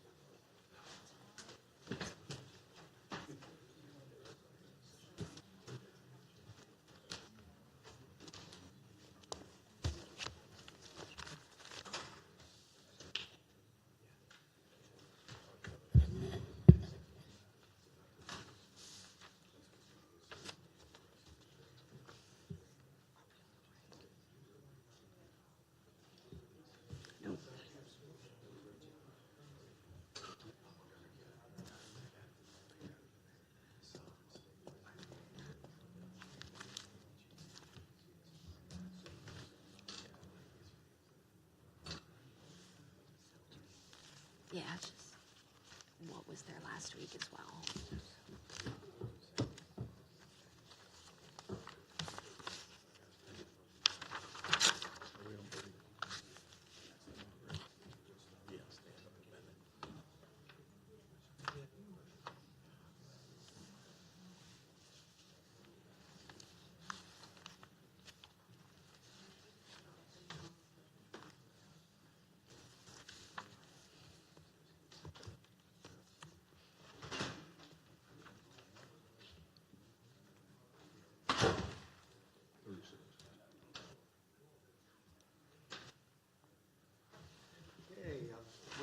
It's fine. He's the holdup. Again.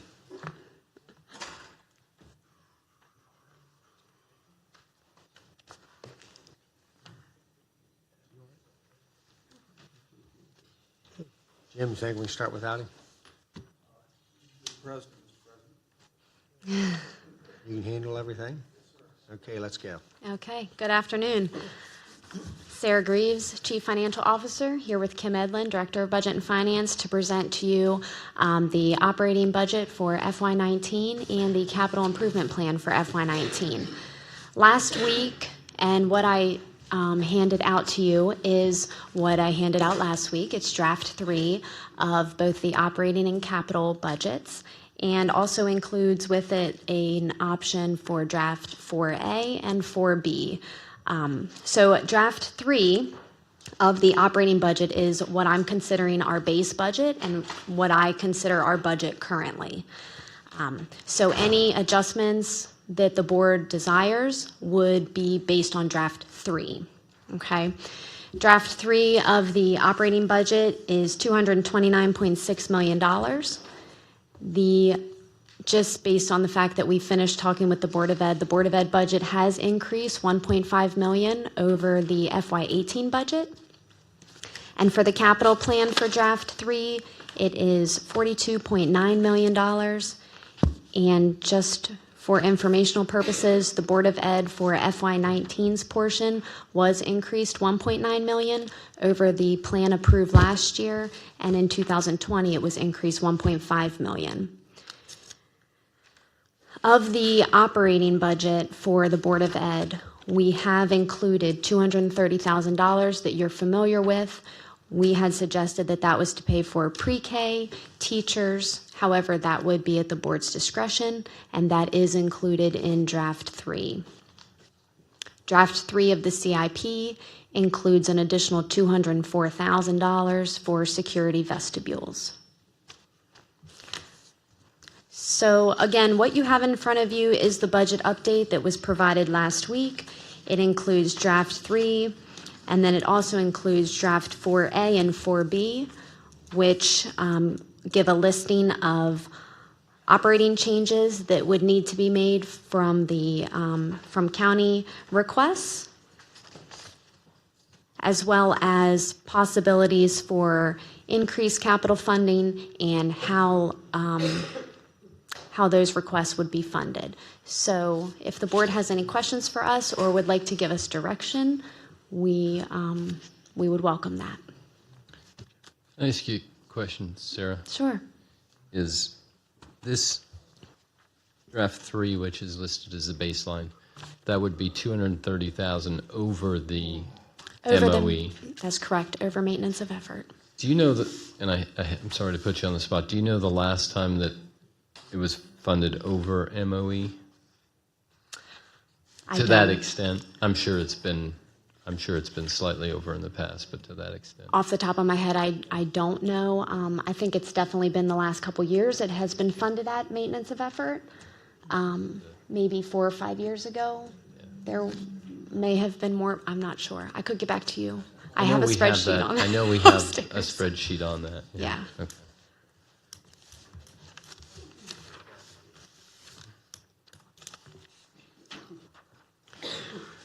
Okay, commissioners, if you have, we can make adjustments after the public hearing, or we can get some of these adjustments out of the way before we go to public hearing. I don't know. I would make a comment on, I'd still like to see 4911 call takers. But based on the presentation the other day of the changes and adjustments that we're going to make, I'm willing maybe to wait to see if that does work, because we're working on the way to reduce the 16, 18-hour stuff. There's going to be a way that they can prove that they're going to make more money, which is always an incentive when you have mortgage. So even though I still prefer that, I'm willing to wait and go with that plan for right now to see, but with the caveat that we look into that if it's not working. We're trying to make each position at 911 more attractive, so not just initially, but in the long term. So a higher quality position to keep the high quality people there and to attract high quality new people rather than just throw numbers at it. With that being said, that would be my caveat, but Okay, so you're we're saying, going to address that later. so you would be okay starting out with 2, getting through the budget cycle, Yeah. and then staff could come back within a timely manner, give us a report, and that timely manner would That would be, be an update on how things have improved or the conditions. Yeah, and in all fairness to them and us, it will take some time for that system to, I think we're going to see ready updates as we go each 2 months or so 6 months would be an initial. It's going to take the reports back before July 1st to get everything in place for that new system, because we are talking a number of changes. Remember on the list, we probably had half a dozen changes with that. so if we started out the new budget cycle with 2, then you would have enough information together to let us know if you need an additional call taker in 6 months. By January, so. Sure.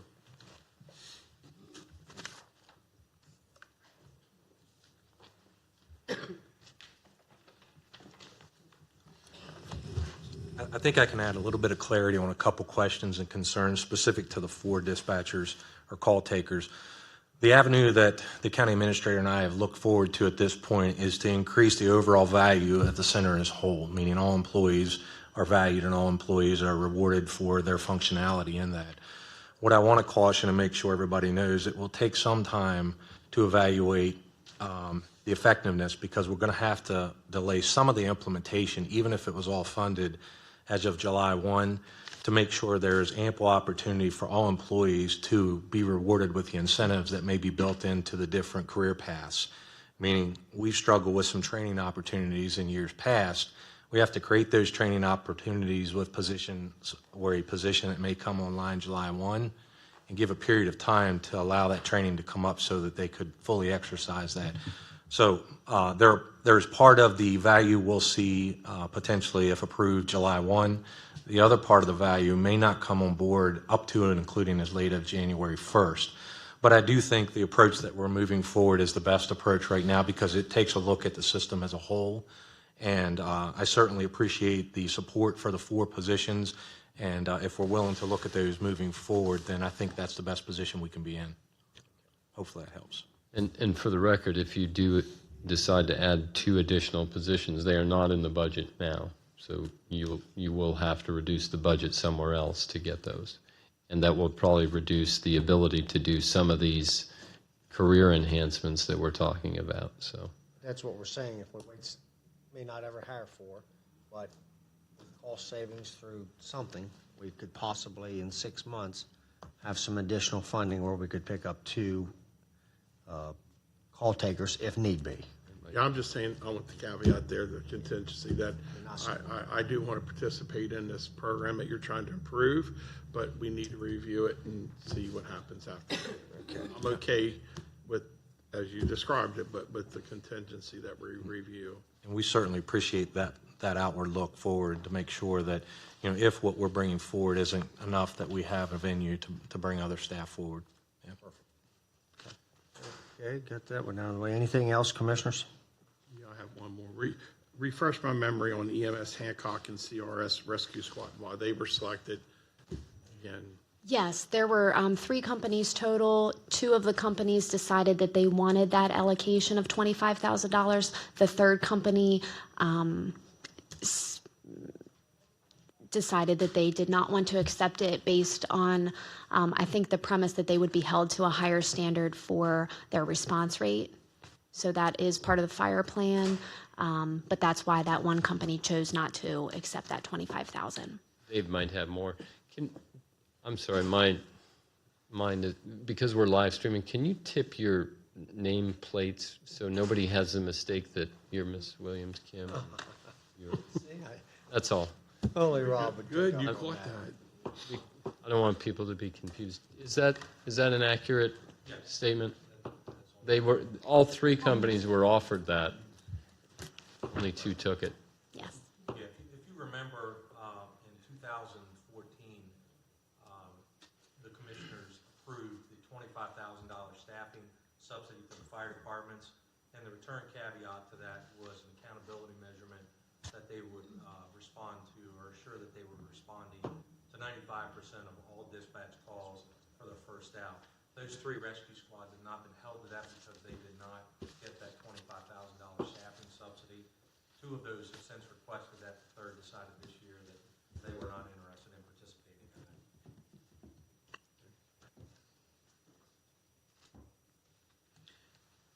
The VFRA funding addition, that is the adjustment to the fire companies that receive a flat subsidy. They've received a flat subsidy for a few years. So going forward, is it the assumption that that will adjust based on whatever COLA or salary increase county employees get, since that is a staffing subsidy to fire companies? That has not been the assumption. I think that was added this year based on your request. I'm not sure. I think that would have to go through further. I think we'd have to update the policy under which the funding source comes from, which is that in phase 1? Was that in the phase 1 plan? So we would have to, we would. Well, remember, you have a VIFS study that's coming forward that will in part address some of these questions and concerns here. So I would caution to look too far into the forward. We have a fairly extensive study that's coming on board here at this point that's projected May 15th. Got it. That's when you're going to receive the report, May 15th? Correct. Vivian County, at least on the schedule that we're on, is May 15th. Okay. Rob, for future water sewer rate increases, how do we put together a team, and if that may not be what's needed, I don't know, but I think we need to put together a team to look at those rates to see if there's anything we could do to stabilize them. So we already have somewhat of a team, but we need to assemble a slightly bigger team, and one of those is going to be some more engineering insight, because one of the biggest struggles with the fees is that regulation has gone up from MD, and in one plant alone with a $30 million project, $12 million of that is the Conica Jig. The next one we're looking at is Smithsburg. So we need to look at Smithsburg. Weinbrenner was a 14, 16? Yeah, 14, I think. 14. So when you, try to fathom that for a moment. 12 million for Conica Jig, 14 for Weinbrenner. Now on the heels of that, you got another 14 for Smithsburg. So we need to look at that, and it's been talked about already to some extent. We need to look at every principle, and there are a number of variables there from an engineering cost standpoint with Sarah's office, as well as Scott Hobbs' office, Mark Bradshaw, and Dan DeVito out there, to say how can we most cost effectively look at the EDUs, which are absolutely critical to growth and economic development, but also look at the cost that it is taking for increased fees to do least expensively, trying to be the servant to both masters of those. Economic development, having EDUs, but not raising fees any more than absolutely necessary. So one of the things we're already looking at is when you kick over into a 500,000 gallon per day plant, which is not where Smithsburg is today, but where Smithsburg is proposed to be, that's an incredible difference in regulation. So maybe we have to do that, maybe we don't. What we're looking at, and an incredible amount of discussion with Jim and Dan DeVito and Mark Bradshaw. Can we meet all the requirements, meet the expectations for economic development, which grows the tax base, but do it less expensively? That's what our team today is trying to do, your staff in place.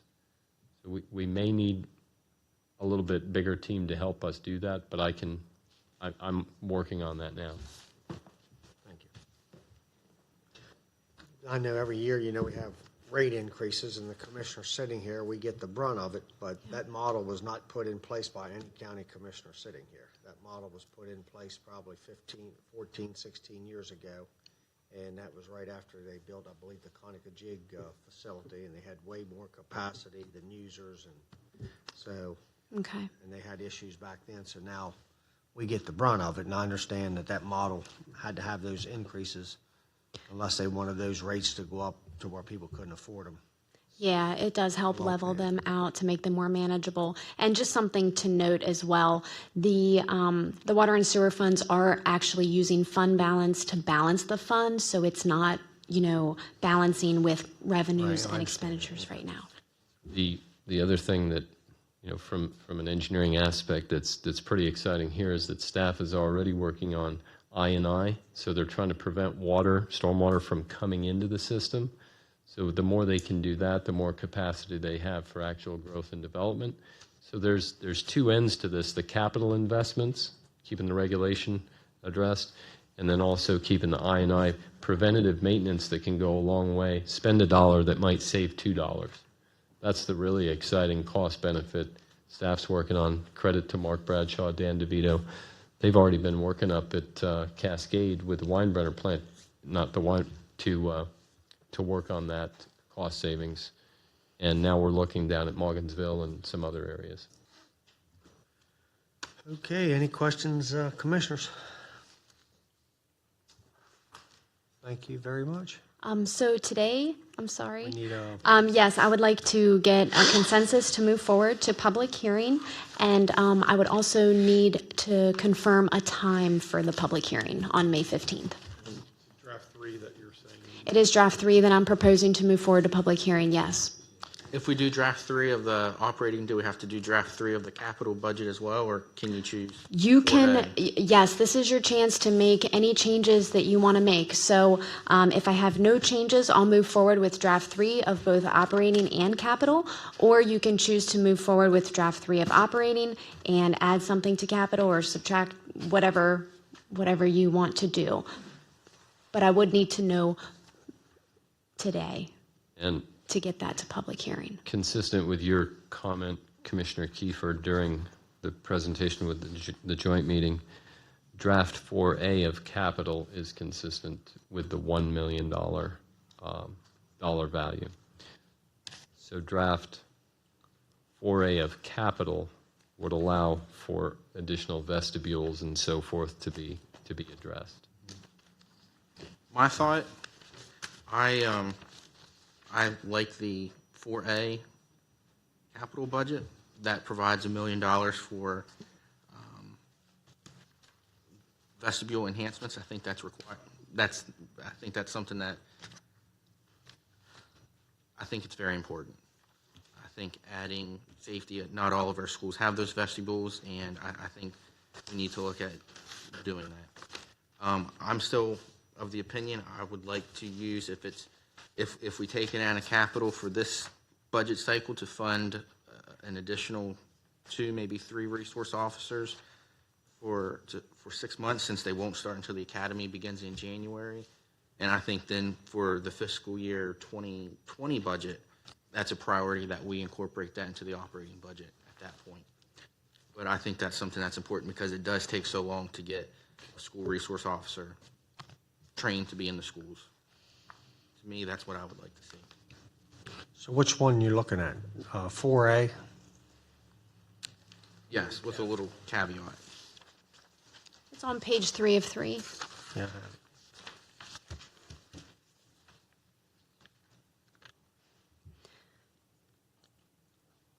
And just to clarify, that $1 million is expected to be paid for through capital savings, so that's not to take away from a current county project, but to be paid for through future savings.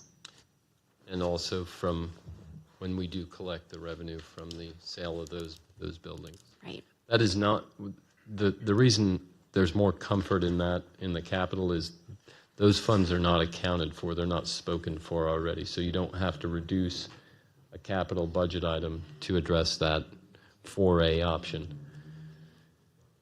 Talking about operating, for draft 3 operating baseline, the Board of Ed would get $230,000 additional. That would be perpetual. That would be year after year. Once it's entered in now, it would become MOE. That would not require any cuts to other programs either. So 3 and 4A would not require any cuts to anything that's already in the draft budgets that you have. That's the benefit of those.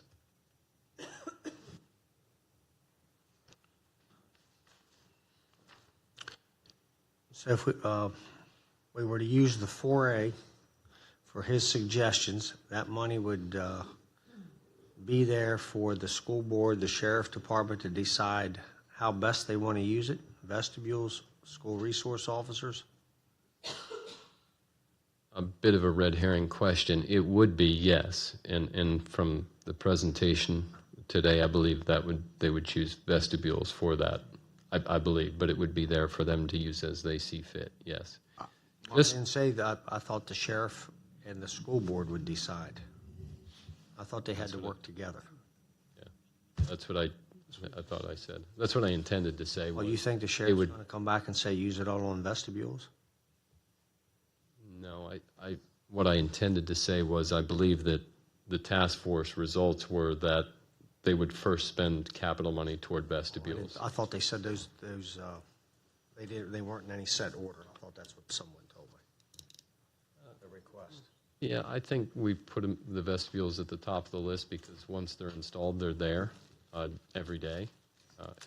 And what the Board of Ed wants to see, and I think the sheriff concurs, is that they're there every day at every school ultimately.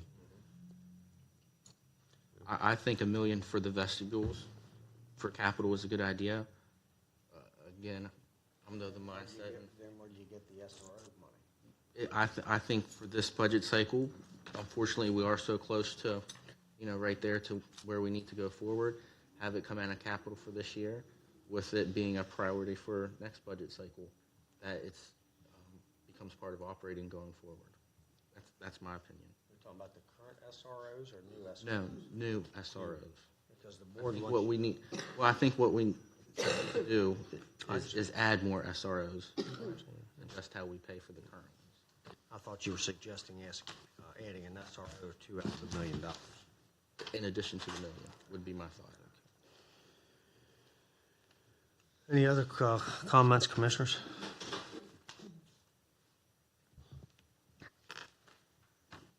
I want to move forward 4A as well.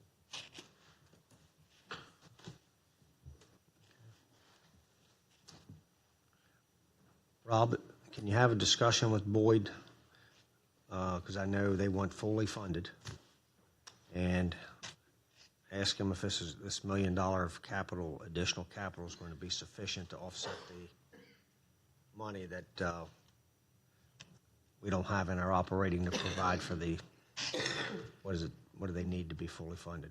How many thousands of dollars? Project request. So, yeah, I think we're still mixing apples and oranges here, quite frankly. No, I'm not. We're operating draft 3 budget if you're under 4A. How many hundreds of thousands of dollars are we short on fully funding the board's requested operations budget? With the baseline, 770 approximately.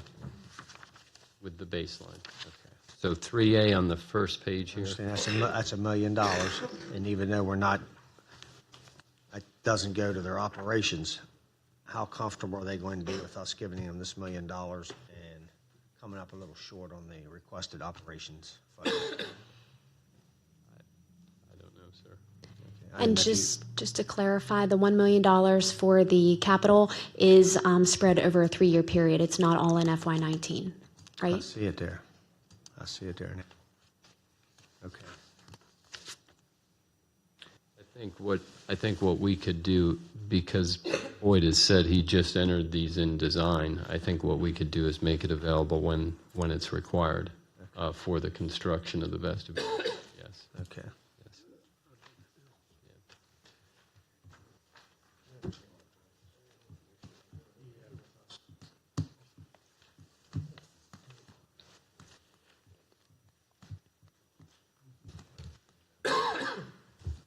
Okay, any other questions? So we're all, I think, are you okay with the $1 million, John, on the 4A?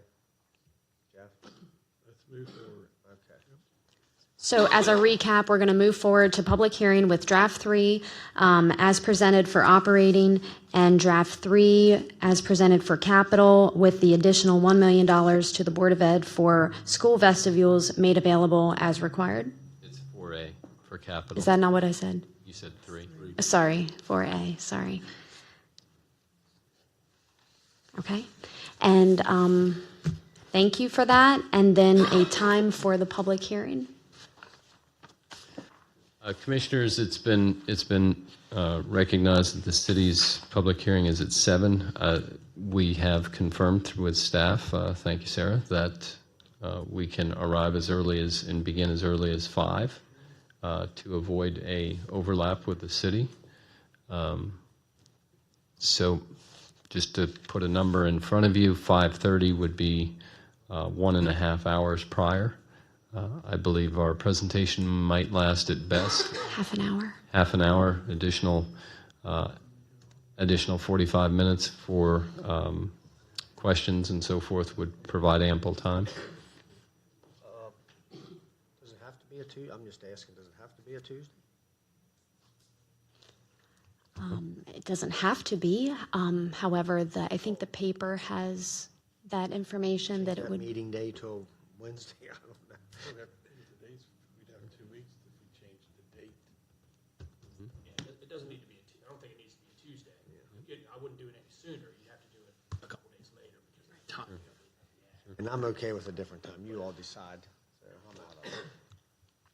I think later in the evening may allow for more people who may have to work during the day to be more accommodating for them. What are you talking about? No. We were planning on 7 o'clock, Date was it? right? If we move it to a different day, as Commissioner Klein suggested. That's more just a thought. We can. I'm worried about the earlier time for people getting off work, getting home. Those who might be rushed to make the decision not to come just because they're falling behind. Right. It's just a thought. Right. So you could make it a different day. You could make it at 6 o'clock. At least it wouldn't be at the same time if it were an hour. We can check with the Kepler Theater, which is the location. That's the venue. Yes. If you'd like to review a different day of the week. The 16th would be the natural. That would be a Wednesday. So. Well, I'm going to make this easy. I'm okay at 5:30 on Tuesday. Me too. Me too. Huh? Let's go with it. Okay. Public hearing set for May 15th at 5:30.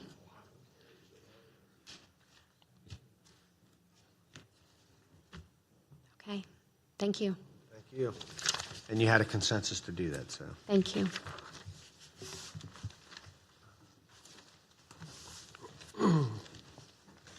Pass that. Oh, my. Okay, next on the agenda is a public hearing concerning rezoning application RZ 17-010 and comprehensive plan urban growth area boundary adjustment, CP 17-001, Mr. Goodrich.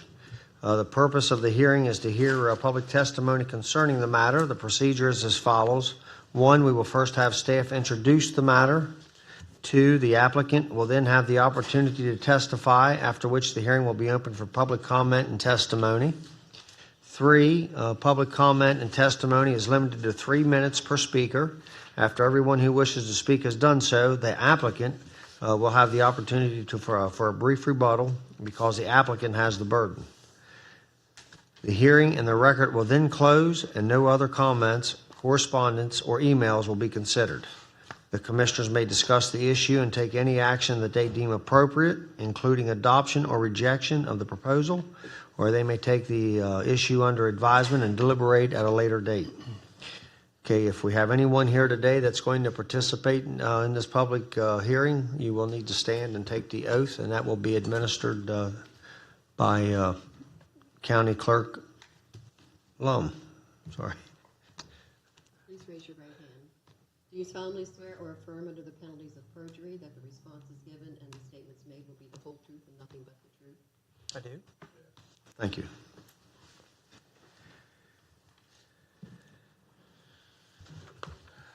Good afternoon. I'm Steve Goodrich, Director of the Department of Planning and Zoning. Before I start my presentation, I would like to submit the entire case file for RZ 17010, which is the rezoning amendment, and CP 17001, which is the comprehensive plan amendment. Submit them both for the record of the public hearing. The files contain the application, the staff reports and analysis, the notices to property owners, adjacent property owners, the legal notices to the regarding the public meetings, and any correspondence that we have received during agency review and from any interested citizens. This application is for a map amendment, is different than most of them. The staff will make this initial presentation, but staff is also the applicant in this case, so there will be no need to allow additional time for a separate applicant presentation. That'll be what I'm doing right now. RZ 17010 is an application to rezone 5 parcels of land along Dusty Lane and Broad Fording Road from planned industrial to agricultural. There is a companion application to modify the urban growth area boundary to exclude these 5 parcels from the growth area. At this point in time, they are inside the growth area. The comprehensive plan amendment would be to change the boundary and move them outside of the growth area, and then assign them to the rural agricultural area of the county. These 5 parcels total 8.46 acres. They're located at the far western edge of the growth area, near the intersection of Broad Fording Road and the Greencastle Pike. Dusty Lane is a private road that comes off the south side of Broad Fording Road, and 4 of the 5 parcels that are involved have frontage on the east side of the private lane. The 5th parcel is at the intersection of Dusty Lane and fronts on Broad Fording Road. And the individual addresses and property owners' names are on the application. They're on the staff reports, so they can be identified specifically. I would also refer you to the maps in your agenda material, in the staff report that you have in your agenda material that show the 5 parcels and where they're located in relation to the roads and the growth area boundaries. 3 of the parcels have single-family homes on them, and the other 2 are vacant. But one of those vacant parcels, the owner of that vacant parcel has applied for a permit to construct a new dwelling on that parcel, and that is the source of the intent behind this rezoning application. In 2012, the County Commissioners adopted the Comprehensive Urban Growth Area Rezoning, which changed the zoning on many of the parcels in the growth area, including these 5 parcels.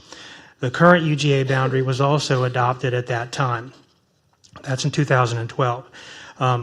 Close to 1,500 acres of land between US 40 and Broad Fording Road, and bounded on the east by McDade Road and on the west by the Greencastle Pike, were rezoned to the current planned industrial zoning district in order to provide proper zoning for job-creating industry. At the same time that the UGA zoning decision was being finalized, the subdivision plat for lots 3 and 4, which are the 2 vacant parcels in this case, that plat was under review and close to approval by a different county department. Those 2 activities occurring at the same time in different departments created the situation where the rezoning decision was made without the knowledge of all the factors affecting the zoning. That is, a residential subdivision had been approved just before the urban growth area rezoning decision to apply the planned industrial zoning became effective. So you have 2 parcels that were created with the owner's intention of residential development and the planned industrial zoning, which would prohibit new residential development. Those things happened at the same time in different places. Each time the planning staff presents a rezoning application, we remind you of the need to address the change or mistake rule, that a decision to approve a zoning change should be supported by evidence that there has been a substantial change in the character of the neighborhood or that there was a mistake in the most recent zoning. We are not proposing that there has been a change in the character of the neighborhood today, but this situation is a textbook example of a mistake in zoning, where a decision was made without the knowledge of certain facts that were in existence and therefore could not be considered in the decision to zone this property planned industrial. In other words, a decision was made without all of the facts. So the Planning and Zoning Department has initiated this application with the full knowledge of the 5 property owners. All 5 of them have been notified by mail before the Planning Commission's public information meeting, and again before this public hearing, and I have spoken personally with 4 out of the 5 property owners to explain this situation, and I received no objection from them, and we've received no public comment to date, either before the Planning Commission meeting or this public hearing. The Planning Commission held its public meeting in February and subsequently made a recommendation in favor of the rezoning and the growth area boundary amendment. The Planning Commission public meeting and this hearing were both advertised twice in local legal ads in the local newspaper. Signs were posted on the property before each public meeting, and letters were sent to adjacent property owners notifying them of the opportunity to comment prior to both of these public meetings. And all of the information has been posted on the Planning Department's webpage for any interested parties. And this hearing will be the last opportunity for public comment before the commissioners make a decision. And that's the presentation by the planning staff and the applicant, because we were both. Okay, we're now going to open the hearing up for public comment. Do we have anyone here today that would care to participate? I had some questions. Just come up here if you don't mind, sir, and give us your name right here.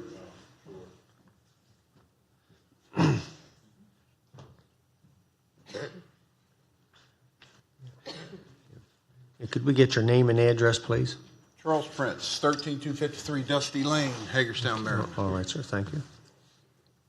I had some questions. One has already been answered, apparently, when this rezoning actually took place. Question I had is, why weren't the residents notified that this was actually taking place? You're talking about now or? No, when it was done in 2012. Property owners were notified in 2012 when How did that take place, if I may they were ask? notified by letter to each individual address. Anyone whose zoning was going to change at that time got a letter from the Planning Commission's public information meeting and the county commissioners. How was this letter sent? I'm a resident. I lived there. I never received anything. That's why I'm asking. They were sent by U.S. mail. Okay. And we also sent you the notices of this meeting. That's why I'm here. Yeah. Okay. So letters were sent, and for some reason you didn't receive one. No, I find that interesting, but okay. At any point, I'm not real happy about this. I'm really not, which is why I'm here. If something would have happened in my home, God forbid there'd been a fire, there'd been structural damage to wind, we'd been displaced. We would have had to apply for permits to rebuild. Am I correct on that? Yes, but I think we also have hardship cases where we've, All right, great. So I would have to apply for permits. The other part of that question is, would that create some kind of a problem? I mean, I go down and apply for a permit, something like, needed to be done. This was zoned agricultural residential. There shouldn't be any hiccups in it. I go down, apply for the permit, and we move forward. So I'm not living in a hotel room, or my wife and I, or whatever, are not being put in an inconvenience. With this thing the way it is as of now, because it hasn't taken place yet, how would that have affected me? To be honest with you, you would have had a problem. I'm sorry? To To be honest with you, you would have had, and I say a problem, you would have had a tougher situation than what's going to be now that it's fixed. But And that's why I'm here, because that was my assumption. yeah, but you know what's happened here, and I don't want to say something like innocent. With the comprehensive plan that did take place, trust me, it was advertised well. Now, I'm not saying you didn't get a letter, but this is something that's been in the making for 10 years. Is that correct, Steve? The rezoning was approved, has been in place for 6 years. 6 years. The comprehensive plan was approved 15 years ago. So it's, yes, you know, you're right. But what brought this on was Huffman's, who their Well, dad. I'm well aware of what their brought dad this passed on, away. because they didn't know anything about Exactly this. right. And that's when they came to my office. The boys do some work for me, and they said, "What can we do?" And I gave them some guidelines, and our staff was excellent in Well, working. great. I'm glad that we're approaching this and things are getting corrected, but my whole concern is that this took place. Honestly, I was not aware of it. They weren't aware of it. So if all these letters went out, how can so many residents in a given area be at a loss of what's going on? And that's my concern. That's why I'm here. You know, if something happens to me, this falls on my wife. She's 67 years old. I don't want her dealing with this headache that shouldn't be happening in the first place. I don't know if the general practice is putting this in the general mail and it coming out. Maybe that needs to be corrected. Maybe these letters need to be signature or required or whatever, something. I mean, how it is it that 3 people that's involved in this can have no clue of what took place in 2012? Well, I know. I know that the 2 parcels that the Hoffman sons own did not exist. We did not have records of their addresses at the time.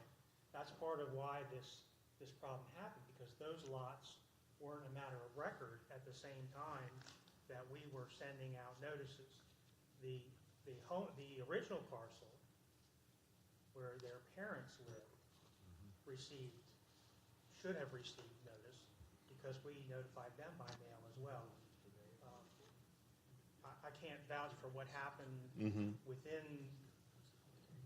their home and who knew what, who didn't know what. But that's why they didn't receive a notice of the original zoning, because these lots didn't exist as separate entities at the same time that we were mailing notices. Okay, so you are in support of, This fixes it for you, right? I have absolutely no problem with that. Okay. Those boys own that property. This was all taken care of a long time ago and broke out before their dad passed away and all this stuff. So, I mean, I have no issues with it at all. My whole concern is how this is affecting my family.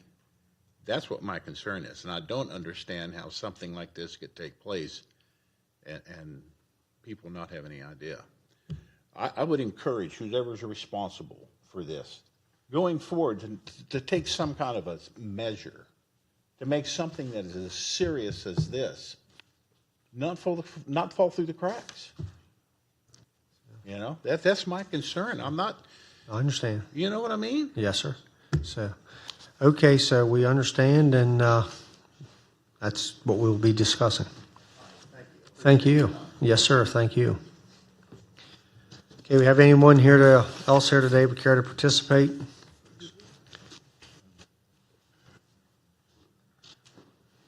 Okay, do you have any rebuttals or anything? No, I don't. Okay. Commissioners have any questions? The public hearing is now concluded, and the record is closed. And comments, commissioners? I'd like to make a motion that we go ahead and get. Well, we just need a consensus to get the paperwork. Yeah, go ahead. Yeah, a consensus. Go ahead and do a consensus today, and then we can prepare the paperwork and bring it back. Get it fixed. If you want to go ahead. Okay. Yep. So we have a consensus to move forward for the request, so the attorneys will bring the paperwork back to us, and then we'll vote on it, sir. Thank you.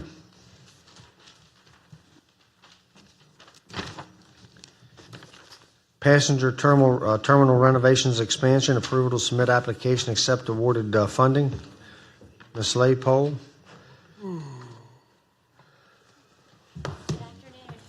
Oh, Mr. Rydner. Good afternoon. There you go.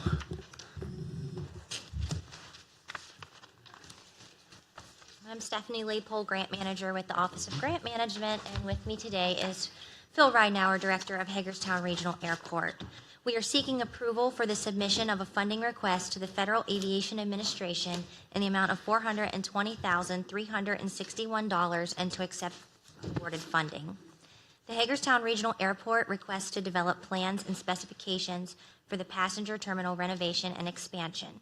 There is a 5% matching requirement for Washington County, along with a 5% match provided by the Maryland Aviation Administration. The 5% match for Washington County is approved in the airport's CIP budget for this current year under BLD 082. Are there any questions? If none, need a motion to move forward. Moved. Someone that uses the airport, and I despise the dog compound. Okay, we We're have going a to turn motion and a that from second. 150 passengers into 280 passengers. Any further discussion? All those in favor signify by saying aye. Aye. Opposed? 5-0. Thank you. Pavement Management Plan, runway 927 rehabilitation, Grove Farm demolition, and runway number 2, runway protection zone property appraisal.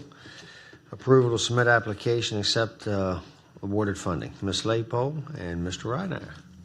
We're seeking approval today for the submission of a funding request to the Federal Aviation Administration in the amount of $620,588 and to accept awarded funding. The Hagerstown Regional Airport requests to establish a pavement management plan for airside pavements, design and bid phase services for rehabilitation of runway 9-27, including taxiways A, B, G, F, and P, and runway 2-230 within the runway safety area and runway 9 blast pad. Funding will also be requested to reimburse the Grove Farm demolition project in the amount of $90,000, and additional funding will be requested to fund an appraisal of the top flight runway visibility zone property for runway 02 in the amount of $20,000.